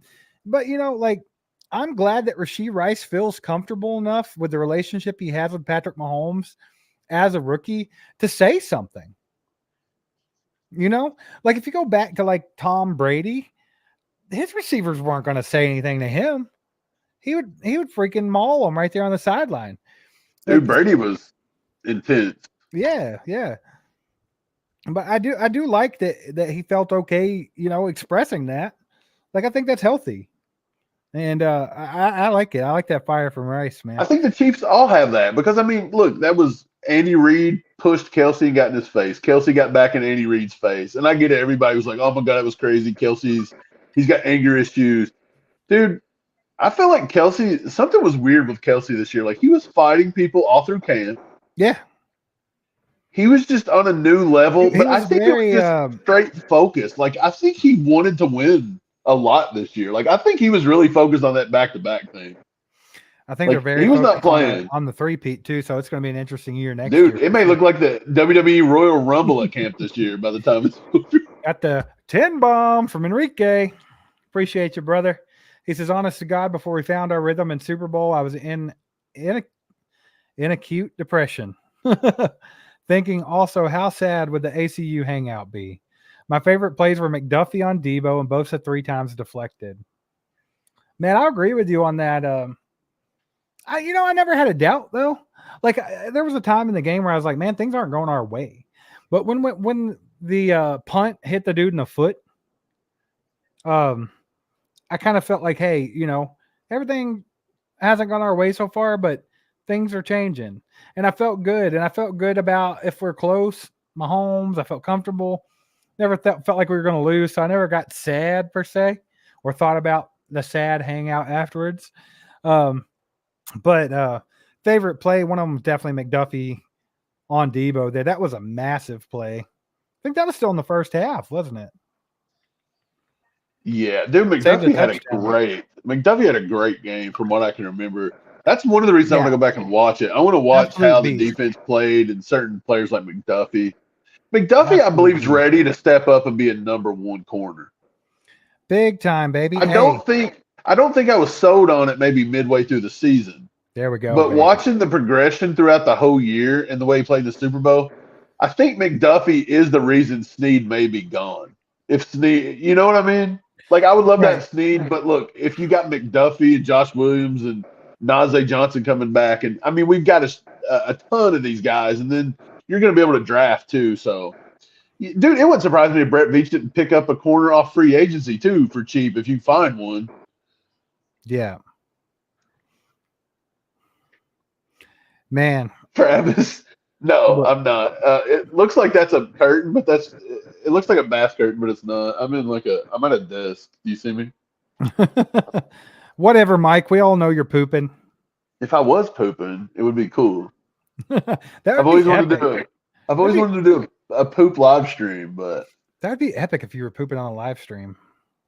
Do we have one? Sam says McDuffie and Snead were the difference in the game. Absolutely. And Chris Jones. You can't take away what Chris Jones does for that defensive secondary. Like the pressure that he puts on. Dude, and there was a single play I can think back to. Actually, 2 plays. There was a play where Brock Purdy had an open touchdown and Chris Jones got there and caused him to over. Well, there was another one at the very end. Jawan Jennings was wide open. In overtime. At the very end, he's the one that forced them to take the field goal in overtime and what got us the ball. So, dude, Chris Jones had a good game. I'm still under the impression that Chris Jones is the elite DT in the league right now. Oh, yeah. I think he surpassed Aaron Donald. I really do. Well, we thought that maybe last year, right? And then he proved it again this year, man. Like, he's just a force to be reckoned with. And it don't always have to be stats. But I don't know. He's just a game wrecker. Absolutely, man. Like, I mean, he is our defense. I mean, honestly, I feel like if you take Chris Jones out of it, it becomes a different ball game. I'm not saying they're still not good and they still wouldn't be good, but they're not going to be the same. Like, it'd be a big step back. Right. I just seen Oregon fishing. Leo and Mike Pinnell came up huge. Absolutely. Talked about that 1,000%. earlier. Dude, big pain energy. Pinnell is the man. Yeah, for sure. And that goes along with Two Bomb from TGZ says Williams got manhandled by Pinnell, CJ, and Sneed. Man, Trent Williams actually, when I went back and watched some highlights from the game, he had a pretty good game. He had that one holding call, but he was throwing some blocks, bro. Do you realize Trent Williams could have been a part of this dynasty? Yep. But he chose to go lose with them. That So, I mean, no sympathy. No sympathy. Deal with it. You know what's really funny? If you watch the mic'd up, I've watched that a few times now. And I'll tell you what's one of the sentiments I took away from it, Mike, was that the 49ers knew what the Chiefs were going to do a lot of the time, and they couldn't stop it. Like they knew what was coming, and they still couldn't stop it. And Trent Williams, he knew that he called it up from the sideline that there was going to be a quarterback keep on the 4th and 1. He called like basically the defense. Fred Warner was like, hey, all they're going to do on this drive, it's just going to be Pat running the ball and Travis Kelce. They all knew what was coming and they still couldn't stop it. Like that's the beauty of this Chiefs offense with Patrick Mahomes. Like you can know what they're going to do, but that don't mean you can stop it. You know what I'm saying? Well, sometimes simple's the best. That's why we say Andy outsmarts himself sometimes. Yeah. Like you have the players to do it. Let's do it. Absolutely, man. But yeah, so before you got here, Mike, I was just talking about how basically we're using this time to kind of, reflect on the season, soak in the Super Bowl win and just enjoy it a little bit. And of course, we're getting ready to jump back into draft coverage and free agency and everything. But for tonight, I just kind of wanted to reflect a little bit on the season as a whole. And of course, it was a struggle. And then, they clicked at the right time. Never gave up. They never, can't say enough about what this team was able to accomplish after the season they had. But where would you rank this out of the last 3 Super Bowls in the Mahomes era, the 3 Super Bowls? Is this number 1 for you? Because it's hard to say 54 wasn't because it was a 50-year gap and it was just like a big relief. But this one hit different. I think I got to go 54 at number 1 just because that broke the curse. It got us over the hump, the 50-year hump. Dude, I've not had to live all 50 years, but there's people out there that have. I mean, it was long enough for me. Right. So, yeah, I have to go 54, and then I think this one beats the Eagles one just because this one solidifies the dynasty. Absolutely. But the Eagles one was great, though. That was just a good game all around. I mean, that was a fun one to watch. I think the Eagles one may have been the most fun to watch. Yeah, this one was a defensive battle for the first half. But I just mean overall, like with the season struggles and things, and like there were times when we thought, man, there's no way this team is going to make a deep run in the playoffs. That something's off. Just the fact that they were able to get it together, and it just shows you how great they are. It shows you how great Andy Reid is, how great Patrick Mahomes is. And I don't know, I hold this one high, but we got a 2 bomb from Too Much Sauce. Too Much Sauce. Too much sauce. Should the Niners fire Kyle Shanahan? No. You have to think, man, if it wasn't for the Chiefs, the 49ers could be on a rampage. I will say he's a little bit to blame, though, the fact that they didn't even know the rules. I don't know. I think that. I think finding a good, solid coach is pretty tough to do in this league, and Shanahan's shown that he can get you there. Yeah, he's still relatively young. He's young too, so I don't think I would. I would come more firing Jim Harbaugh over him. Jim is the one in Baltimore, right? Or is that John? Jack? That's John. John. Who's Jack? Their dad? Jack Harbaugh. I don't even think that guy. I think so. But yeah, I would come more doing that one, man. I don't think that anything Shanahan did per se made them lose the Super Bowl. I think that Patrick Mahomes took it. I actually thought that Shanahan come up with a good offensive game plan for Purdy. I thought Purdy looked good. I've seen a lot of people say Purdy outplayed Mahomes for the majority of the game. That's Mahomes BS. isn't that good. Purdy had a great game. I think people will get that, though, because people expect Mahomes to be great every play. And that just goes to prove the fact that we said Purdy is a game manager. So if Purdy just goes out and doesn't turn the ball over, everybody thinks he's a world beater. Right. So right? what did Shanahan do that lost them the game? I don't think he did anything. I think they had a good game plan. I think he was smart with his decisions. The one time he decided to play a little bit of Madden ball, it worked for them. They scored a touchdown like the next play. No, he lost the game by taking the ball first. That was it. But did he? Like, I understand, and I think it makes it harder for them because Patrick Mahomes, knowing he has 4 downs, is very, very hard to stop. So I understand that not being the best decision. But if they would have went down and scored a touchdown there, no one would be having this conversation. Because, I mean, worst case scenario, at that point, if they would have scored the touchdown instead of kicked the field goal, we could have tied it, but they would have had the ball back with sudden death. They could have went down and kicked the field goal to win. Right. So it wasn't a terrible decision like people make it out to be. But you put us in a position to now be able to score and go for 2. That's exactly what Patrick Mahomes said Reed was going to do. But so, yeah, do I think it was the right decision? I haven't even heard that. I'd never heard that, but that's what I would think. That's exactly what they were going to do. And that's my thing. I'm not saying that Shanahan made the right decision by any means, but I don't think it was as far-fetched as people are acting like it is, because I feel like he thought they could score a touchdown, put the pressure on. If we would have went for 2, let's put ourselves in that scenario. If they scored and we scored and we went for 2, what play were they running right there? If they hadn't used it already, the exact play they did, Tom and Jerry. It was Tom. Okay, but we'll say they already ran Tom and Jerry to score. Say we had to get a 2. What are they running? I think you run something similar to that 4th down play that we ran, where Patrick Mahomes rolls out and he has the option of hitting a couple different receivers, and he also has Travis Kelce there as a blocker as well. So, I mean, he could either ran it in, he could have passed it to either Kelce or Hardman or whoever they had out there. I think you have to have a play that gave Patrick Mahomes the ball, the decision, and options. And I think it would have been something like that. And if you run something like that, 90% of the time, you're scoring. If history had anything to it, we'd have ran something weird. I do think they would have run something similar to that. I do. Yeah, you're probably right. But yeah, I don't think they should fire Shanahan. I don't. I just don't think there's nobody out there available. Like, unless you could have guaranteed you could have got Belichick. But do you even want Belichick at this point in his career over Shanahan? I don't know. Shanahan, I mean, like I said, if it wasn't for the Kansas City Chiefs, he could have won Super Bowl 54. He could have won Super Bowl 58. They could have been there last year, but Brock Purdy got hurt. That wasn't his fault.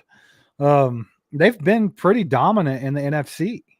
So, I mean, if anything, the only thing close to Andy Reid in the game right now, it is Shanahan. Right. So, I mean, I just don't see them firing him. I think that'd be a bad decision. Flapjack with the 5 bomb says you put Patrick Mahomes on the 49ers. They beat KC by 80 points. You put Brock Purdy on Kansas City, they don't even get a first down the whole game. I don't know if they wouldn't have got a first down the whole game, but I do know that Patrick Mahomes on that 49ers team with the weapons they have, that would have been nasty. So, I mean, I do agree with that sentiment. I think if you swap those quarterbacks around, that's a totally different ball game. That just shows you the different level Patrick Mahomes is on than Brock Purdy. And I'm with you, Mike. I think Brock Purdy played a really good game. I think Brock Purdy made no mistakes. Brock played a game. I still believe, though, you believe if you put Patrick Mahomes out there with those weapons, even though going against our defense, as good as our defense is, you don't think we would have not – like, we'd have given up 80? No. But I think they would have won. Yeah, they would have won, but I still don't think I think our defense is solid enough that we would have still played some pretty good defense against Patrick Mahomes and those weapons. But let's put it this way. But Brock Purdy with our weapons. Right. But to your point, our defense was great, elite, right, excellent. One of the biggest reasons that we did what we did this year. But Baltimore's defense was ranked higher than ours. And they couldn't stop Patrick Mahomes. I mean, the 49ers defense wasn't a pushover. They couldn't stop Patrick Mahomes. I don't think even our defense, when Patrick Mahomes is in that mindset. Let's be honest, though. the Chiefs at certain times did take their foot off the gas. We went scoreless against the Ravens in a full half. We went scoreless against the Dolphins in a full half for the season. We went scoreless But would Patrick countless Mahomes times. would Patrick Mahomes get in those situations if he had all those people around him? They Right. wouldn't. He wouldn't. Yeah, that's what I'm saying. I think it's basically what we're just saying is that Mahomes. It would be nice to have Mahomes some weapons, which Right. we cried for all offseason, and Right. apparently we were wrong because they didn't need him.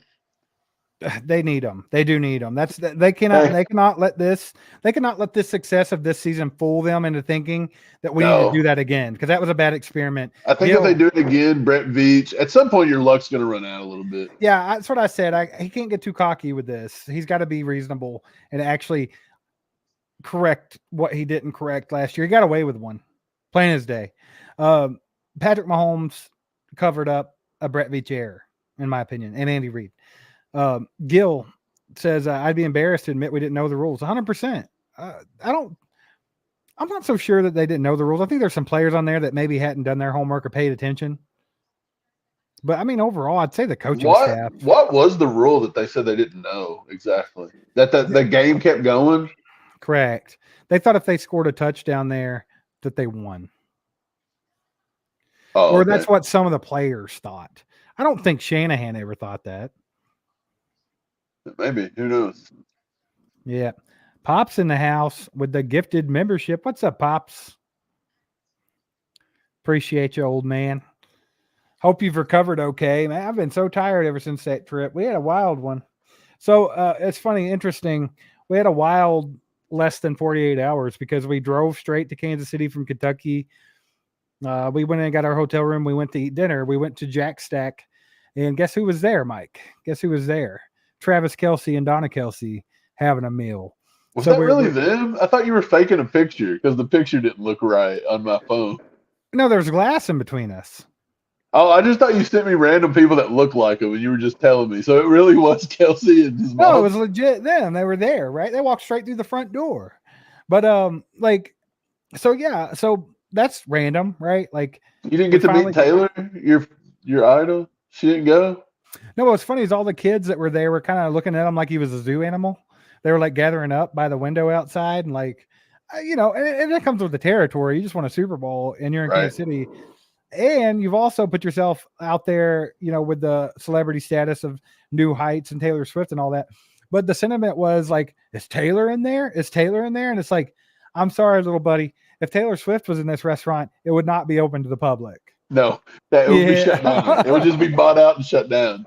But yeah, so we do that. So the randomness of eating at the same restaurant as Kelce at the same time after we drove 8 hours straight, pretty random, right? And then we go to the parade, and everybody knows how the parade ended, and we were right there in the vicinity of that, like probably 20 yards or so. So just a wild less than 48 hours for me and old Pops. And then we drove straight back to Kentucky, and he was wore out, man. Old Pops falling asleep the whole time. It was just, I'd look over and he'd be done for. I thought he was going to go to sleep in this plate at Jack Stack. And I don't know. It was fun though. I'm glad that we got to have that. Like, even though it was wild and like things were not good at the end of the parade and it was a scary situation and things like that. Like, I'm glad that me and Pops got to have that time and make that trip. It was fun. Yeah. What? I was going to say, I hate that you missed it and you weren't a part of it, but like, I mean, I'm not mad at you. You had things to do, Well, yeah. That was weird. I still can't get over all the stuff that happened at that parade, but at the same time, like, it was the actions of just a very small group, and it looks like 2 of them were juveniles, right? Something's not passing the smell test for me on that explanation, and there's reasons why, but I don't want to get into it. I don't want to be that guy. I don't either, but either way. But being a part of it and kind of seeing what was going on and how it affected everyone there, like, it's sad, and I honestly don't think, like, if you look at some of the like I said earlier, just real quick, the weapons that were used, some of the explanations of eyewitnesses that saw it actually happen were saying that they were kind of spinning in a circle. You can't you tell me that two people randomly got into it there and pulled that weapon out. Like you weren't concealing that. You weren't taking that. Right. And then so the chances of that slim to none. Two people shooting directly at each other that were apparently right face to face in an argument, and they don't hit each other, but they hit 22 other people. But I thought there was 3. So where's the third one in all this? I'm telling you, there's not a good explanation yet. I don't know if there ever will be, but I don't want to give it no more time or thought. It's no matter how it went down. No, the only thing I can say is this: juvenile or not, that speaks to volumes. It speaks volumes in this country because we need to start raising our children properly. I mean, that would be a good place to start. I said in the video the other day, Mike. Yeah, right. And then number 2, I mean, if you're old enough to shoot a weapon into a crowd of people, you're old enough to be tried as an adult. Like, straight up, they don't need to be tried as juveniles. Get mad at me if you want, but in this country, people got to start making an example of stuff like this, I believe. No, if you want to eradicate it a little bit. I'm going to do 100%. Like everybody wants to get off consequences. Stupid actions have consequences, and it needs to be. And look, if they don't want to do it because of this or that, or they're going to come up with thousands of different things that they're going to try to cover it up for. But if you want to stop this kind of stuff, you've got to start making a point of it. Quit politicizing it.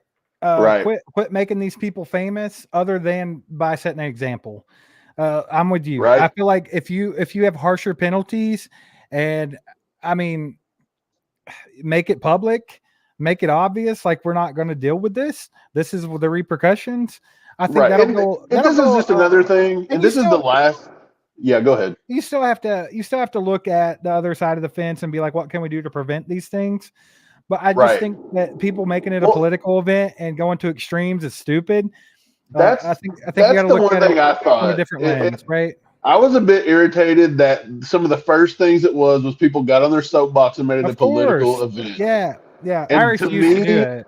And again, like, I don't want to get into it, and I don't really care. Like, I don't really have a dog in either fight.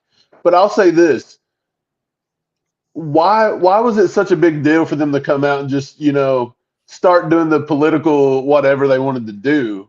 As in this, and this, and laws and this, and fine, that's a totally different thing. That's not what we do here. But I'll just say, look, we've got laws in this country where juveniles are not supposed to have weapons, okay? And they had them. So what was another one going to do? I don't know at this point. Right. Like, I mean, like I said, nobody has all the answers. Maybe we can find a time machine and go back and uninvent the weapon. I mean, that might be the only way you could actually eradicate this. If you could snap your fingers and they'll all disappear. Did you know that? No, but that might be the only way to do it. Let's be honest. They're just like I said, I don't want to get into it. I don't want to get into the politics of it and everything. But like, I'm with you. I feel like harsher consequences is definitely a place to start. Right? Like that's something that that we have control of. So let's start there. Yeah, that's what I think. A 2 from Mike Nolan says, love the show, guys. Does Shanahan need an offensive coordinator? I think he does. I think a good offensive coordinator would go a long way with him because I think Shanahan is a very good offensive mind. A lot of people's trying to mimic what Shanahan does. But I do think, just like with Andy Reid, having a good offensive coordinator in Matt Nagy or Eric Bieniemy or whoever goes a long way in helping. Like, Shanahan's been known to shoot himself in the foot or overthink himself or do this or that. I mean, he was the coordinator for the Falcons when they blew the 28-3 lead in the Super Bowl. So yeah, I think having a good coordinator there would be nothing but good for him. Wouldn't hurt. Yeah, I agree. I don't know. They fired somebody, didn't they? The defensive coordinator. Yeah, and I didn't understand that. Yeah, I don't necessarily like that move, but I'm sure there was more to it than we know.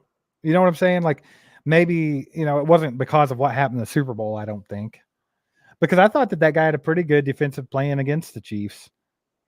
And you have to think if Greenlaw hadn't got hurt, they were just absolutely tearing us up, him and Warner. So, I mean, I think there was more to it that we don't know about. That'd be my only guess. Yeah. I don't know. Why are we focused on the 49ers a lot, though, I'll say. Well, they're losers, bruh. We don't care about that. I'm kind of excited to see, obviously, draft, but I'm very, over the next 3 weeks or so, Veach is going to have to start making moves. So we're going to have to start seeing like who is going to be in position to come back. Who is he looking to get rid of back and forth? So I honestly think these next few weeks are going to be fireworks. I mean, you could get multiple reports a day, like just out of the blue. For example, if they decide they ain't going to take Willie Gay in the contract negotiations, that could be made public soon. Let me tell you, that makes our job so difficult. Like sometimes when our schedules don't align, we'll try to pre-record some content for you guys. And it's like not like pre-recorded like days in advance, like hours in advance. And by the time it gets ready to release, boom, something crazy happens and makes our content completely irrelevant for the day. Like it makes our jobs difficult, man. No kidding. Yeah, like, you almost have to just be on here ready to go 24 hours a day. If you're like a full-timer like Cole, like he can drop it and just get right straight to it. But like me and you, we're on different schedules. We're still working, things like that. And it's like, dang, dude, it's very difficult for us. And we're gonna have to roll with the punches again this year. But hopefully we'll get to that full-time point eventually, Mike, in the next couple of years. And the power of the live stream, I think. Right.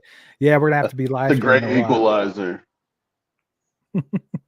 Yeah, that's what we'll have to do, man. Flapjack says speed at wide receiver and more speed. Appreciate the 2-bomb, Flapjack. That's Andy Reid's way, right? That's why we think they'll look at Calvin Ridley. That's why we think they'll look at Marquise Brown. Speed. Tyler Lockett, like I said, if they were to let him go, that experience with that speed and that style of receiver, that's almost a match made in heaven for the Kansas City offense. So, I think there's a lot of good. There's some speed out there at the free agency spot, but there's also some speed in the draft. Xavier Worthy's one out of Texas. There's a few. I can't wait to jump into them. But to be honest, everybody I like, we decide they never take anyway. Absolutely. Well, guys, we're going to be here with you for just a few more minutes. We'll probably end this thing around the 2-hour mark. But we appreciate you guys hanging out with us on Saturday night. Appreciate everybody that's donated so far. If you'd like to donate or gift out some memberships and help grow the ACU crew, that would help us out tremendously. Also, hit that like button if you haven't yet. It just takes a second. If you have not subscribed to the channel, hit that subscribe button. And of course, going to be a lot more content over on patreon.com/allchieftdup. So if you'd like to become a member over there, I encourage you to do that as well. It's $10 a month and you'll get a lot of extra content. Going to have a lot of draft content over there and different things. Also merch.allchieftdup.com. I know I've plugged that twice already, but can't plug it too much, baby. We got a new merch drop over there. Use the promo code champions till the end of February. You'll get free shipping. So make sure to go over there and grab one of these. The proceeds from the Kansas City Strong shirt will go to the KC Strong fund that the Chiefs have put out there. So if you all order one of those, just know that money will get to the proper place. Not trying to make money off of tragic events, just trying to help out with that one. But also you can't pass up on that back-to-back or that Snead McDuffie, baby. Go grab you one. That's a good drop. They're all pretty solid. The drop was so solid, I forgot what I was going to say. I mean, stunned you with the beautiful shirts, baby. Yeah, for sure. We got TVU with the 2-bomb says, how would you rank Tony G, Kelsey, Gronk, and Shannon Sharp? I'll go first. I'm going to go Kelsey. I'm going to go. I'm going to go. This is tough, actually. What are we rating them on? Just what we would want, or overall career, or just your opinion. Greatest front to back. I'm going to go Kelsey, Gronk, Tony G, then Shannon Sharp. I don't even know if Shannon Sharp should be in the conversation with those three. I do like Shannon Sharp. I think he's one of the best to do it, but he's not on the tier of the other three. I think a guy that is on that tier is getting shunned from the Hall of Fame right now, and I think it's freaking ridiculous, even though he was a Charger, and I hate the Chargers. I think that Antonio Gates is getting done dirty. I think he's in that conversation. But I'm going to go Kelsey, Gronk, then Tony G. Kelsey for the pure dominance, Gronk for the pure dominance, and Tony G for the longevity and dominance. That's where I'm at with it. I like Unk Shark, but yeah, I think he's out, so he's got to go 4. Honestly, I think I'll put Gronk at 3, and this is why. This is why I would put Gronk at 3. I like Gronk, but Gronk is not. I mean, and technically Kelsey and Tony G either, but Gronk wasn't the most athletic. To me, I felt like he just was a product of being peppered 40 times a game by Brady in certain seasons, which you could say the same about Kelsey too. I understand. They have that argument. I understand that. I don't think placing Kelsey above Gronk is taking away from the greatness of Gronk. No, because I think in a small section, like if you just pull off the greatest Gronkowski and you pull off the greatest Kelsey, that's almost a wash, man. And Gronkowski, of course, bigger body, like more physical, maybe a better blocker. I mean, there's arguments to be made, but I think as an overall body of work, I think Kelsey transcends the position. He's basically could be an X wide receiver if you need. But Kelsey's very underrated when it comes to blocking too. The narrative is he can't block. Kelsey can block. But look, the one I don't know where to put is Tony G, because I love Tony G and I think he changed the position. He was huge in doing it.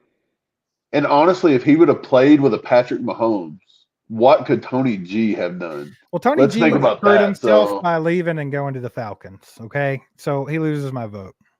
Right, but still like Tony G. Tony G. I mean, I've got to put him up there. Iconic. Cobra Kai Ty in the house. What's up, Ty? Hope you're doing well, buddy. He says, "What's up, fam? Popping in to say hi. 2 of my kids turned 21 today. We're all a little blitzed. love all you family. Go Chiefs. Oh, and the hoodie is fire. Oh, you got your hoodie in, Ty. You have to send us some pictures, my brother. Man, tell the kids happy birthday. That's awesome, man. I hope you guys are having a good time. Be safe, Ty. Definitely appreciate you popping in, but it's good to see you. Appreciate the kind words in the chat. I see people talking about different things. Amy saying, thanks, guys, for the wonderful distraction. Tonight is needed more than you guys realize. Appreciate that. Anytime we can help distract from some BS or do what we can, that's what we're here for. Just a place for everybody to come hang out and, forget about all the dumb stuff. Mike Johnson saying our cast rocks. Appreciate you, Mike. But yeah, man, definitely have a good time with you guys. Charles says he loves this channel. We love you, Charles. We love each and every one of you guys that come hang out with us and make this worthwhile, right? Because me and Mike started this. We started this for fun 2 years ago. We're going to come up on 2 years soon, and we started it for fun, and we didn't know what it was going to be. We were just going to do a podcast because we talked about the Chiefs a lot, and it's grown exponentially. And of course, it wouldn't do that without you guys, and it makes it so much more fun. It makes us want to do it when we know we can come hang out and interact with you guys, and it's just a lot of fun. So we appreciate you guys for sure. Yeah, for sure. Jessica, Steve asked, did you meet Travis? No. So he had a private room. So like we were going to eat and there's like a glass in between, right? He had his own private room. Nice. So no, I didn't. I'm sure if I wanted, look, I'm older, and like me and Mike, not to sound like trying to make us sound like we're somebody, but like we've met a lot of celebrities over the years. We used to play music. We don't get starstruck or anything like that. Really. I don't anyway. I don't think Mike does. He's probably more chill than me. So like, I'm sure if I wanted to hang out there and wait till he left, probably could have met him. But I mean, me and Pops had steak to eat, baby. I got a steak at Jack Stack this time. I bypassed the barbecue for the first time ever at Jack Stack, and I got the steak? Casey strip was absolutely delicious. Nice. Very good choice. Pops got the filet mignon. That was delicious. So you guys just went up there and just lived it up without me, huh? Yeah, pretty much. I still got burnt ends. We stopped by Zarda on the way home because it's on the outskirts. So if I was there, y'all would have made me go to McDonald's. That's a lie, and you know it. Got the 10 bomb from Elgin Thrower. Says just throwing a couple bucks y'all's way. Much love, good stream. Hey, we appreciate that, my man. Appreciate you, Elgin. Every bit of it goes a long way and helps us do what we do. We want to get this thing to full time, to where we can focus more time on it, give you guys better, more quality content. We have some ideas of how to grow, not necessarily like as far as subscribers and things like that, but just grow the channel to make it a better channel, a better experience, a better podcast. Would love to update our cameras, update some space, maybe have episodes where me and Mike are in the same space with different camera angles, get a little heavier on the editing, make it more like, make it a better product for you guys. Lots of ideas. And I was telling them earlier, Mike, you had some ideas for live streaming games, even though we don't do that. We've thought about some ways, some intuitive ways, a little bit different, to make that happen. I should make a hat cam. But where you sit on the bill of my hat and watch what I watch. Oh no, you couldn't do it because it'd show the game. But yeah, man, hopefully we can get this thing to full time, because if we can, we have some really good ideas and we want to make a better product for you guys. Chiefs Kingdom's freaking awesome. And you guys have the best content there is on YouTube, by the way. And we're trying to make it even better because you guys are into it more. I feel like as a fan base, like, you know, I go to other teams, you know, YouTube channels and things, and it's not the same. Like, so you guys deserve the best of the best. So eventually we'd like to get it there. Appreciate that 10, Elgin Thrower. That's freaking awesome, my man. Valerie with the 10 bomb. Appreciate you, Valerie. Valerie's an OG, been supporting. Valerie supported behind the scenes quite a bit too when YouTube was doing their thing. So we don't forget things like that, Valerie. Shout out. Valerie asked Mike, how was vacay? It was good. It was good. I started in Jacksonville. I made my trek down to Siesta Key, but stuff went crazy there. Steve, by the way, the hotel ended up charging me $500, and I didn't even stay with them. Whoa! So that's going to come back to me, or I'm going to drive back to Siesta Key and punch someone. But I'll say, so I've got to now clear that up with a credit card. But other than that, we were in Clearwater. It was nice. I got sunburned. It was kind of cloudy, though. I read a report, Steve, that said this is the most clouds Florida has had in February in 84 years, and I gave it to them. So I'm good to know that the luck still goes great down here as well. Hey, but I'm heading home now. I'm in Atlanta. I'll be home tomorrow. Sweet.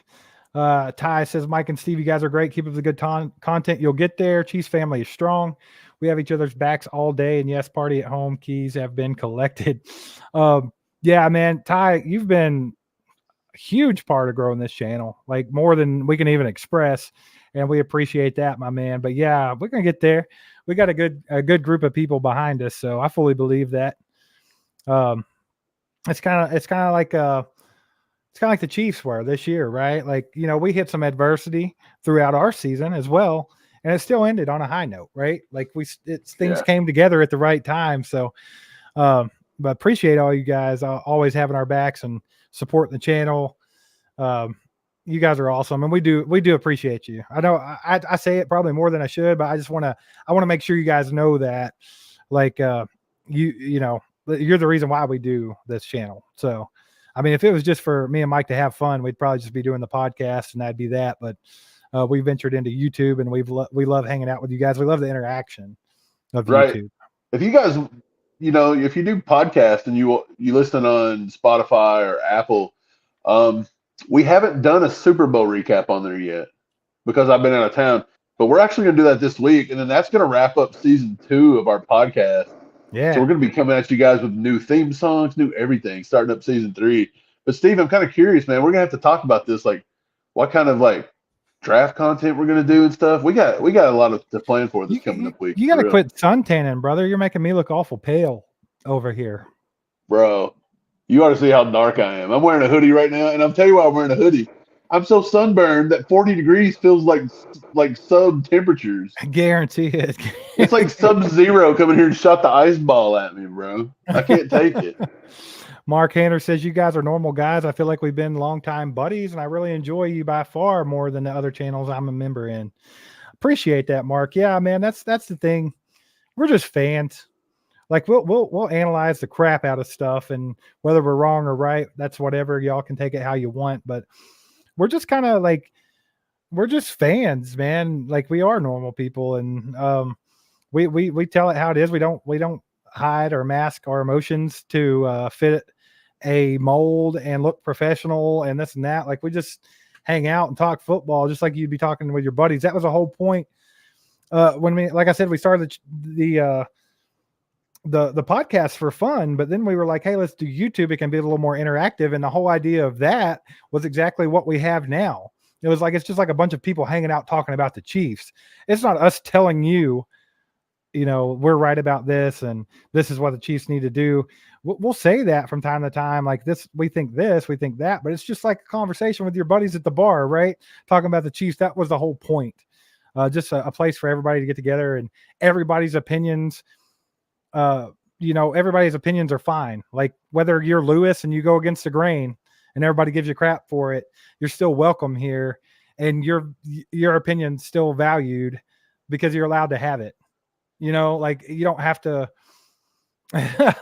No, I'm joking. No, but it's not like over on Chiefs X or Twitter. Like I feel like everybody has to be on the same page, or like, you have to go with the flow. You have to be part of the echo chamber. Or you're not cool.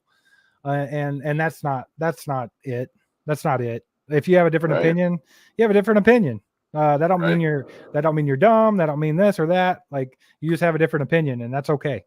Dude, Mean Street says, I think the difference is you guys interact with your chats more than other channels. That's what we wanted to do, man. We set out to just make a community. I think it's nice, but it's growing. It's growing. Yeah, it's growing at a decent pace, I believe, and it's organic. Like I feel like we haven't like got a bunch of subscribers off of random things. I feel like we do what we do, and it's getting there. I'm having a good time doing it. And I love hanging out with you guys and talking with you guys. So, yeah, Chief for blew past the 24K. It's funny because we got greedy and we're like, maybe we can get to 25 before the Super Bowl ends. Dang, we got close. But we beat the 20. Close. The 20 was the goal. So we exceeded that. Brenda, OG here with the 10 bomb. Appreciate you, Brenda. Yeah, man. See, that's one thing I've noticed about this channel. A lot of the other channels I watch, Mike, you'll see new waves of people constantly. But when we have a person that's in the ACU crew here, they're here. Like we have so many people that's been around since we started. Right. We got all the stubborn people. It's me too, though. I see KY. She said, except Mike. He says he's always right. LOL. Look. Hey. If the shoe fit, wear it, baby. Pop says she hit the nail on the head. Okay. A, what do you expect? I'm a Taurus. Okay. B, I got a track record. I don't know what to tell you. Mike called Puka Nakua. Mike called Tank Dell. Okay, baby. Maybe he is always right. I called Puka invading Ukraine. Okay, I don't miss.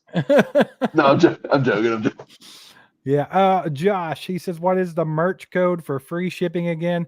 That promo code, my man, is champions, because that's what the dang Kansas City Chiefs are right now, is world champions, baby.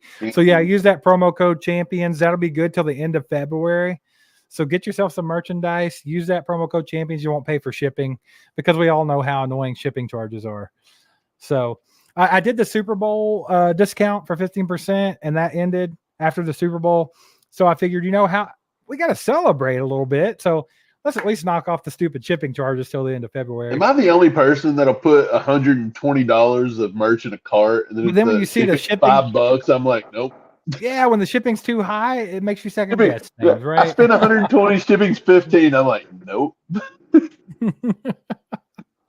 can't do that. That's great. Oh man. All right, man. Well, I guess we're going to wrap it up for the night. We appreciate you guys being here. Everybody that donated, everybody that gifted memberships. You guys are awesome. We appreciate you guys. Thanks for helping us grow this bad boy. Had a lot of fun Saturday night. A little bit different when there's no game the next day, but be on the lookout, man. When Mike gets home, we got to hit it.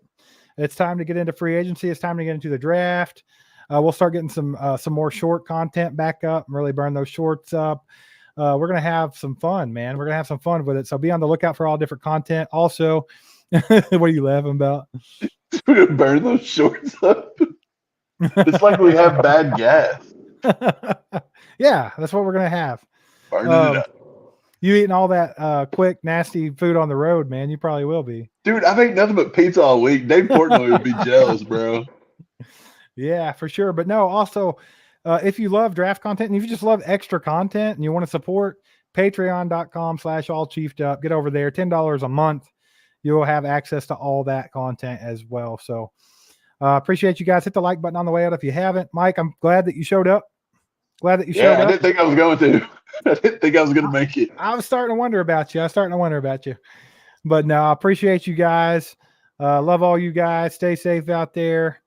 And yeah, man, that's about all I have for the night. Mike, you have anything left for them? Party on Wayne. I think we should probably hit them with one of these just for good measure, right? Suck it! They got 2 words for you! Suck it! Hey. Perfect. Maybe one of these too. They call me El Travidor.